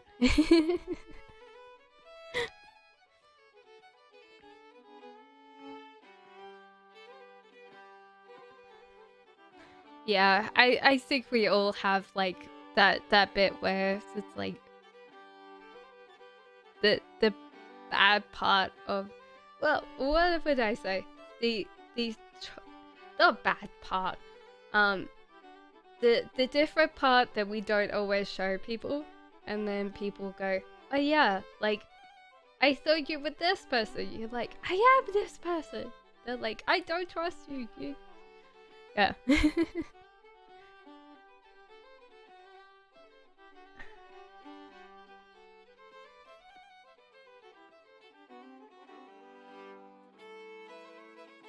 I hope that helped. Yeah, I think the whole idea is, if people are not ready for that advice, if they don't know that yet, they cannot take it in. They cannot tell you, like, oh yes, like, this is great, that's great, the other's great. Or, like, I don't trust you to know that, because they can even do the comparison, like, I'm at this stage and you're not. Which kind of can hurt a lot, because you might have gone through that. You might have dealt with that already. So sometimes when you see a red flag, they don't see it because they're not ready to see it. And so sometimes I've dealt with that bit where I've had to let people go sometimes, because I can't mentally stand and watch them do that to themselves. And I have to just, for my mental health, I can't cope with that. So sometimes I have to let that connection go, because I just can't. And so sometimes you've got to understand that you're good as a person. Like, it's always good to try and help people. But if they're not already thinking that advice, then you cannot help them at all. Like, what is the first rule of AA? People have to admit that they have the problem. Which is hard, because obviously if you are watching your friend's house burn down, you want to tell them that their house is on fire. we all do want to assiduously, like, point at the flames and go, oh yeah, the house is on fire. And they're like, I don't believe you. You're like, your house is on fire. But like, they turn around and go, point out and go, your house is on fire too. You're like, no, it's not. Possibly yes, but we're not talking about other people here.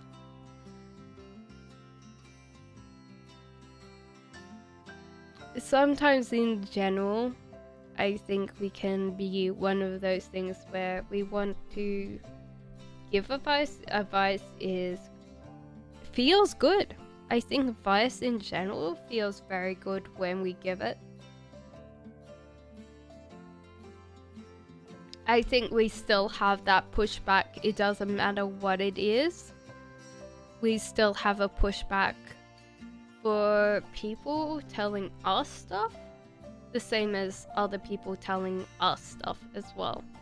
And it can be really hard because I think that most of the time there is this bit where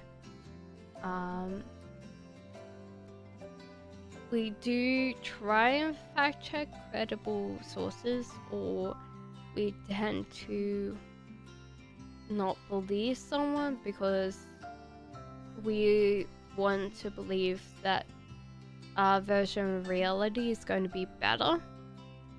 There's a lot of things that come into it, and at the end of the day, I'm trying to get away from actually giving suggestions and advice, because even though I'm fortune telling, so technically, hypothetically, I am giving people advice.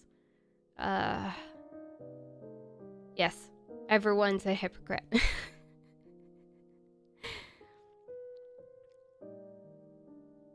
It's hard because I don't want them to hurt.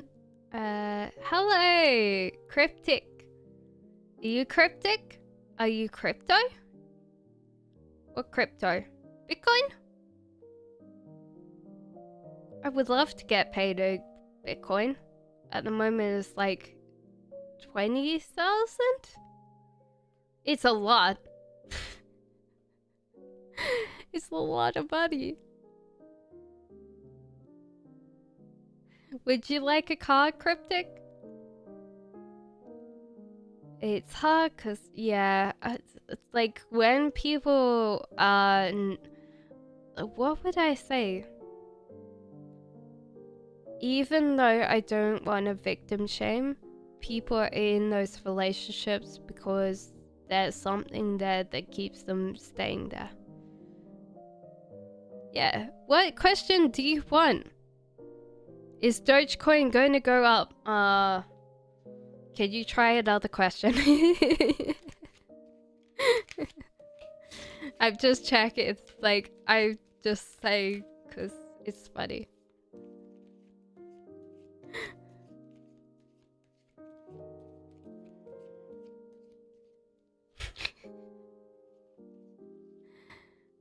But, what is Kratz? It's my self-created term. Okay, you want to test me.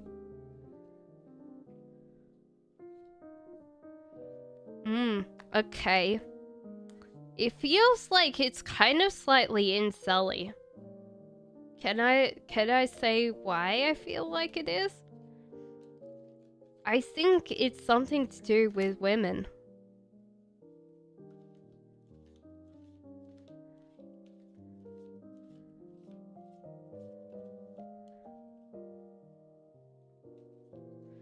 Yeah, I'd say like you struggle with women, and that's possibly a term that you have for women, maybe.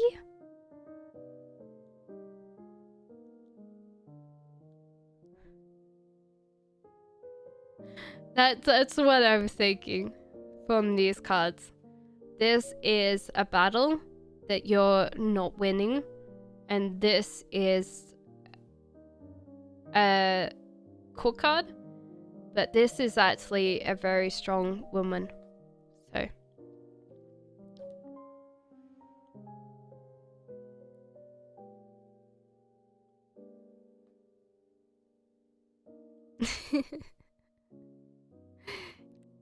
Well, it was also the Rockets. So...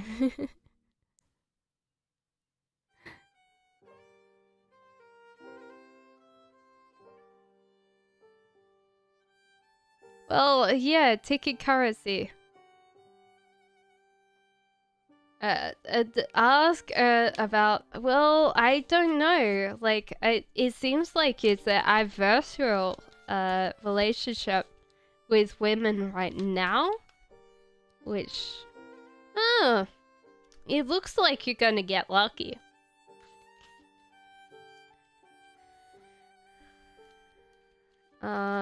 Possibly next spring.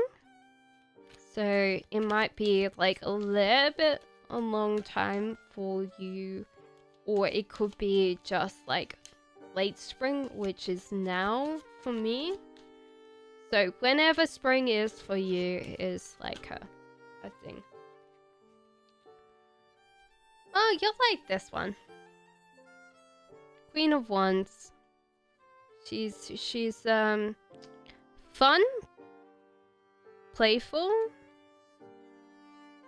Let me double check, because I wanna tell you her attributes. Possibly a redhead.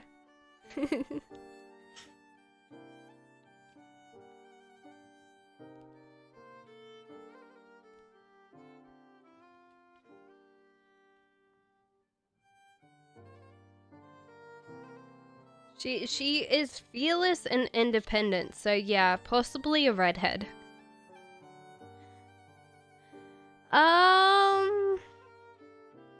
Depending if you do it right and give her some space, possibly.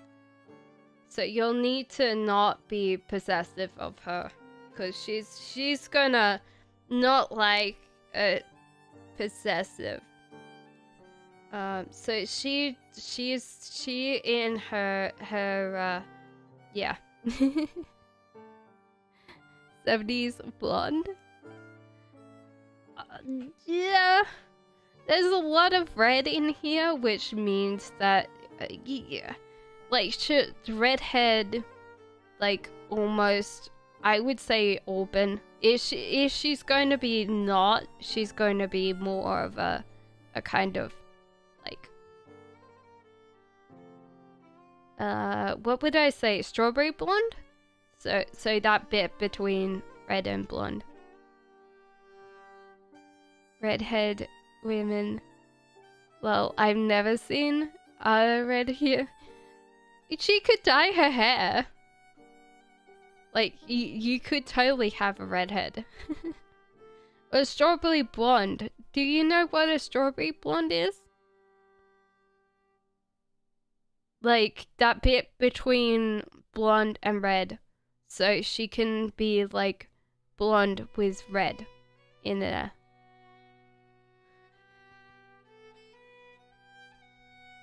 Yeah, she'll be very independent, so you can't be too possessive or she'll run away. She does like subspace, which I think you'll admire. If you meet her and you admire that, then you'll probably have her for life, depending. But yeah, I would say that it'll be like life's good. I don't know how long, but it looks good.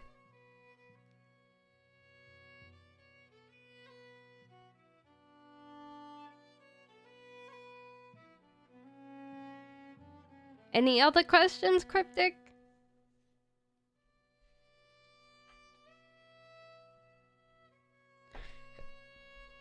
I think Shopaholic's looking for more tarot cards.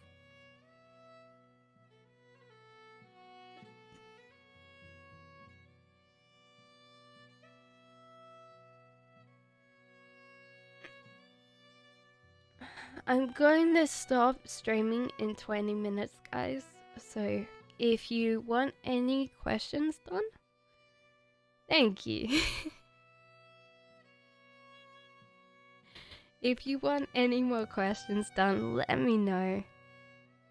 Aww. Don't cry.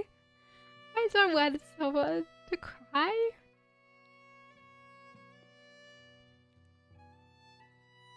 Unfortunately, I'm not a redhead.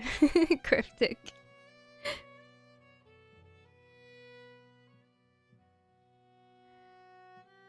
I think it's the music as well as possibly my voice.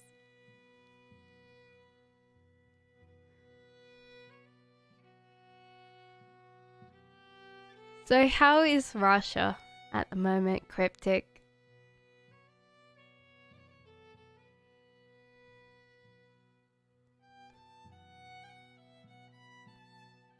How is it in Russia right now?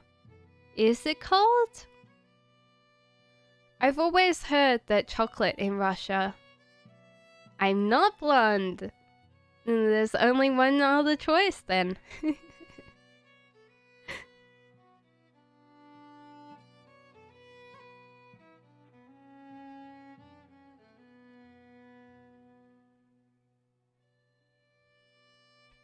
I'm brunette. I have brown hair.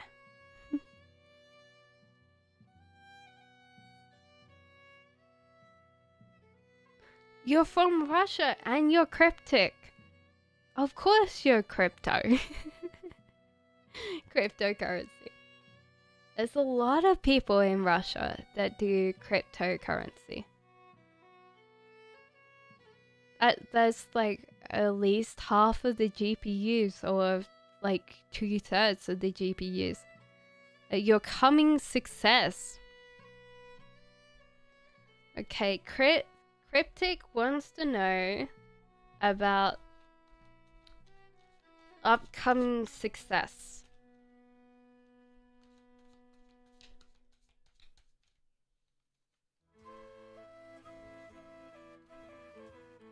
Ethereum. Oh, okay. Okay, so don't flirt too hard. You might not grab to get. Okay. Right. So obviously this was about the relationship. Okay.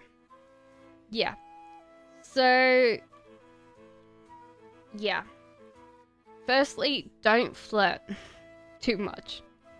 Like, or, well, not flirting too much, but don't flirt with other women around her. Or she's gonna kind of really lose it. Trust that obviously this is the right one when you get it, because like if you keep on kind of being like that, you're gonna lose her. So you've got to trust that this is the right one. And then reach forward and grab it. Like if you wait and you're patient, she's gone. Yeah. And be nice. I think you can use your words, or maybe you get frustrated with how women treat you, and you can be quite thinking all women are all the same, and that can be true sometimes, but it doesn't mean that it's always true.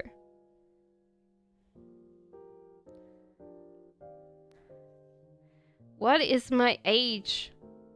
You want to guess, and then I'll tell you. So yeah, so judgment is like karma, like, yeah. Like, you guys are going to possibly judge each other very harshly, because how Russia is at the moment with, what would I say, there is a lot more men versus women, and that can be hard because I don't know whether you will meet a Russian woman or someone outside your country, because that can be hard. It's like, yeah. I know in Russia there is such thing as that there's not a lot of women in Russia versus men. So yeah, choose to enjoy this, because yeah, you guys are going to be both from very hard backgrounds, and you guys are going to understand, looking at each other, that you've all been through this before, and you'll like each other, really like each other.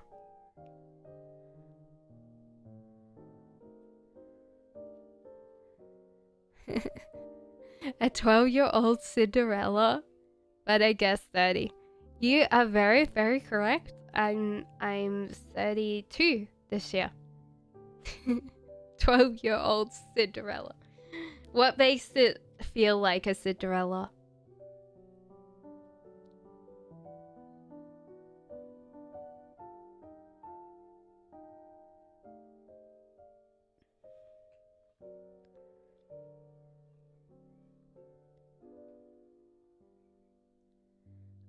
I think before Ethereum was founded, I think that there was still quite a lot of people in Russia mining, because that was the first excuse that they gave for how many GPUs were gone, was people buying them for Russia.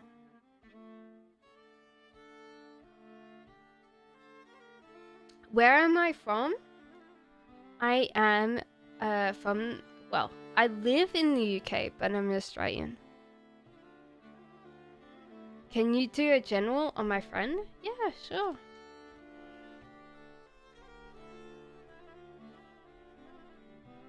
Oh, nice cards. Okay. So he's enjoying life right now, but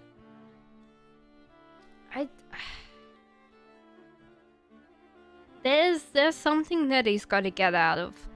He's stuck in a situation.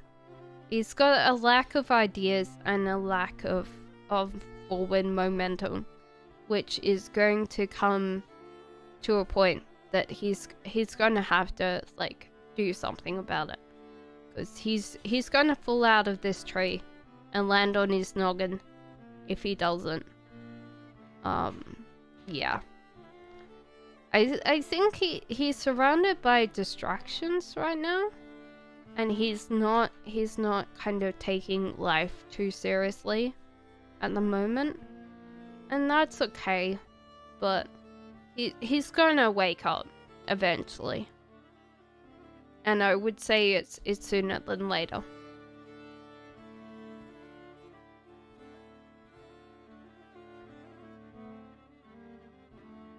Okay, so that was Aurelius. Okay. I am from the UK, but I'm Australian. So yeah.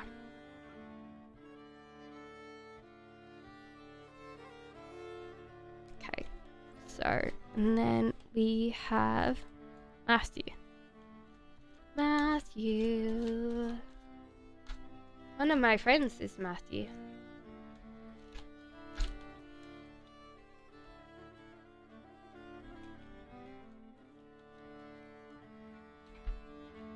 Oh.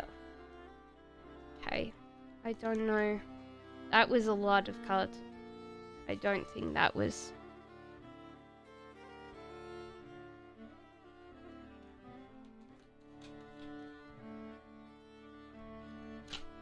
Oh.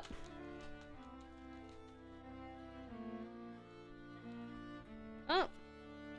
Bloody hell.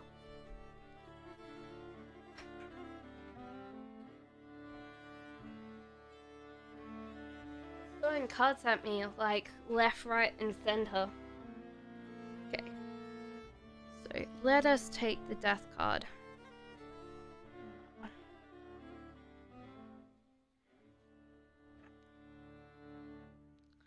think your buddy is, yeah, tends to not take things. Yeah. like there's a natural cycle of like ending for your friend, which is okay. That's fine. That's good. Like he's going to have to, but at the same time there's like zero like things that are leading on from this natural end.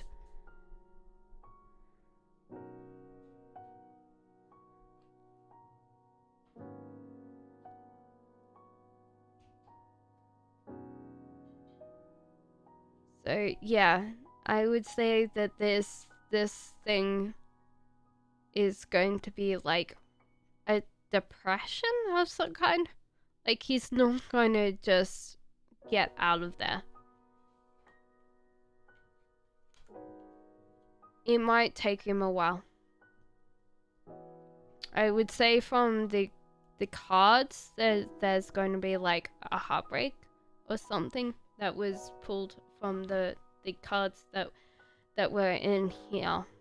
So yeah, this one. But he's the smart one. He'll bounce back, but at the moment he's not going to be particularly great. So you'll need to kind of talk to him, get him. Okay, so Aurelius. Okay.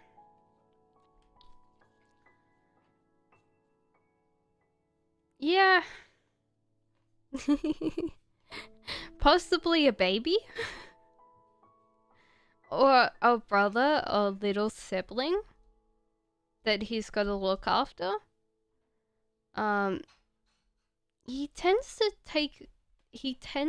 fight. Cause you said like I had to pull for Aurelius again, so yeah, so he's getting himself into some shit. Whatever he's getting into, just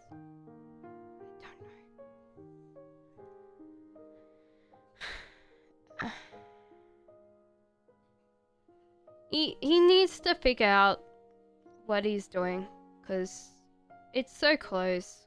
He just needs to reach up and grab it, which he might not do because he's busy picking fights here. And possibly not telling you. This can be a card of deception as well.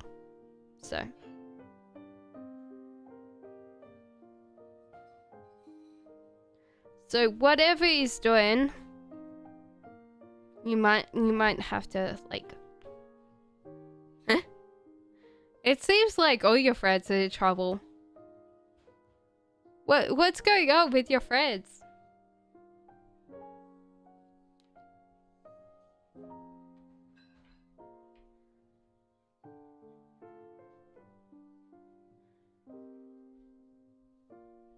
Your corner in software engineering?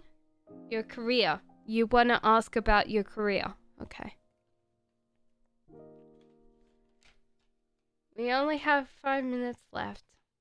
And then I'll call it. So I think this might be like the last question for today.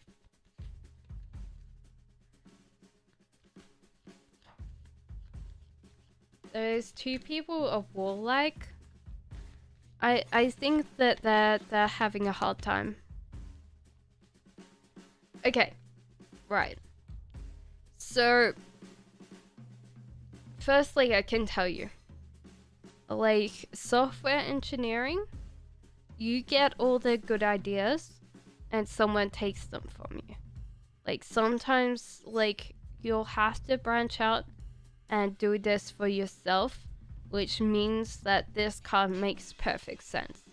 It's like either you chase the money or you chase the love, and you're going to feel very much disillusioned if you go for the money, not for the love of it. So it might mean that you have to stop what you're doing and work sometime for yourself.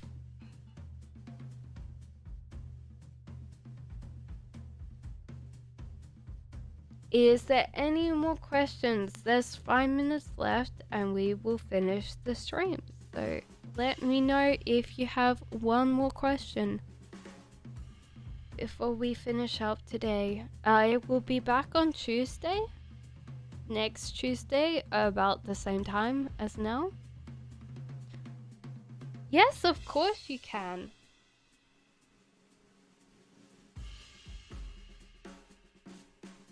Somewhere in-game or mail.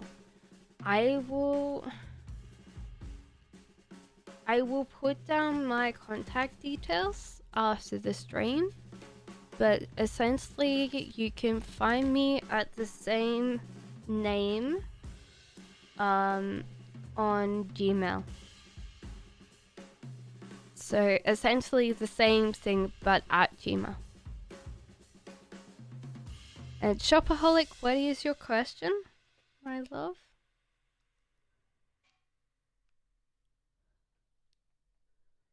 So you can contact me through that.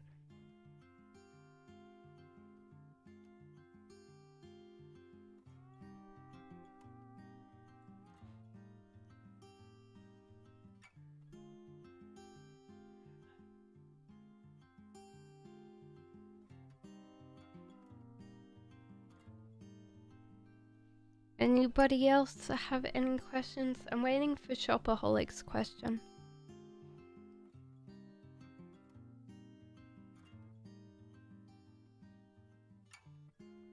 Do you see wealth and success?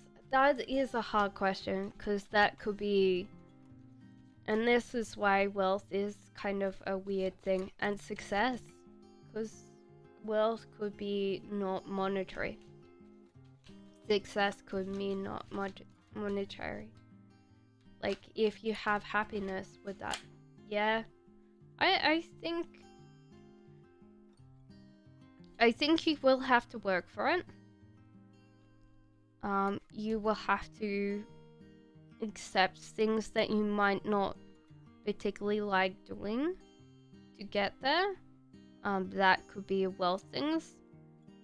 Yeah, so I think that you will have to say yes to things that you don't like doing, and you will have to work very hard for it. But yeah, like, definitely for the success part, I think that you will find someone that appreciates you and that treats you well. This card is actually a really cute card. This is like a stray coming in from the cold, and it's like wondering if this hand's going to pet it. And yeah, nice hand, full of treats. So yeah, I would say you need to work hard and say yes to the things that, and possibly yes to other what people say no to get like wealth. But yeah, I definitely think that you'll be happy.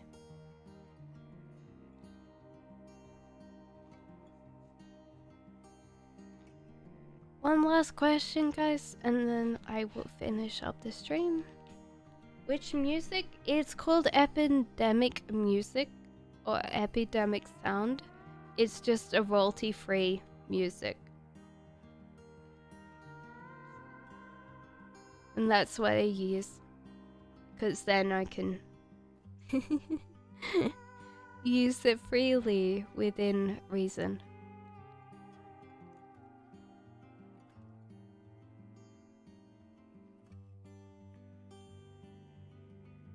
I will answer one more question, and then I will finish for tonight. Thank you guys for coming. Thank you, Shopaholic, for being here for... Hun, you've been here for 4 hours. How? Thank you.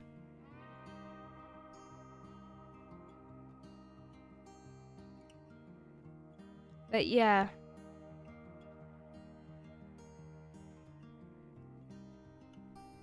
Thank you guys for being here tonight, and thank you guys for being here.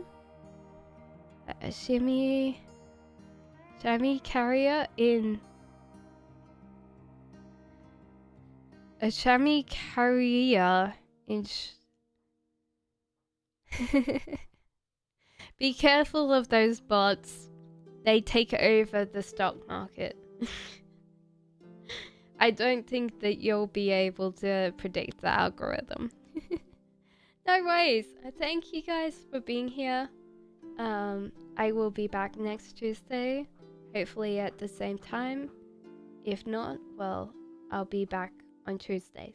So definitely, if you have any more questions, just come along and say hi. I had fun. It was definitely more entertaining having 4 hours of streaming. Thank you. Bye.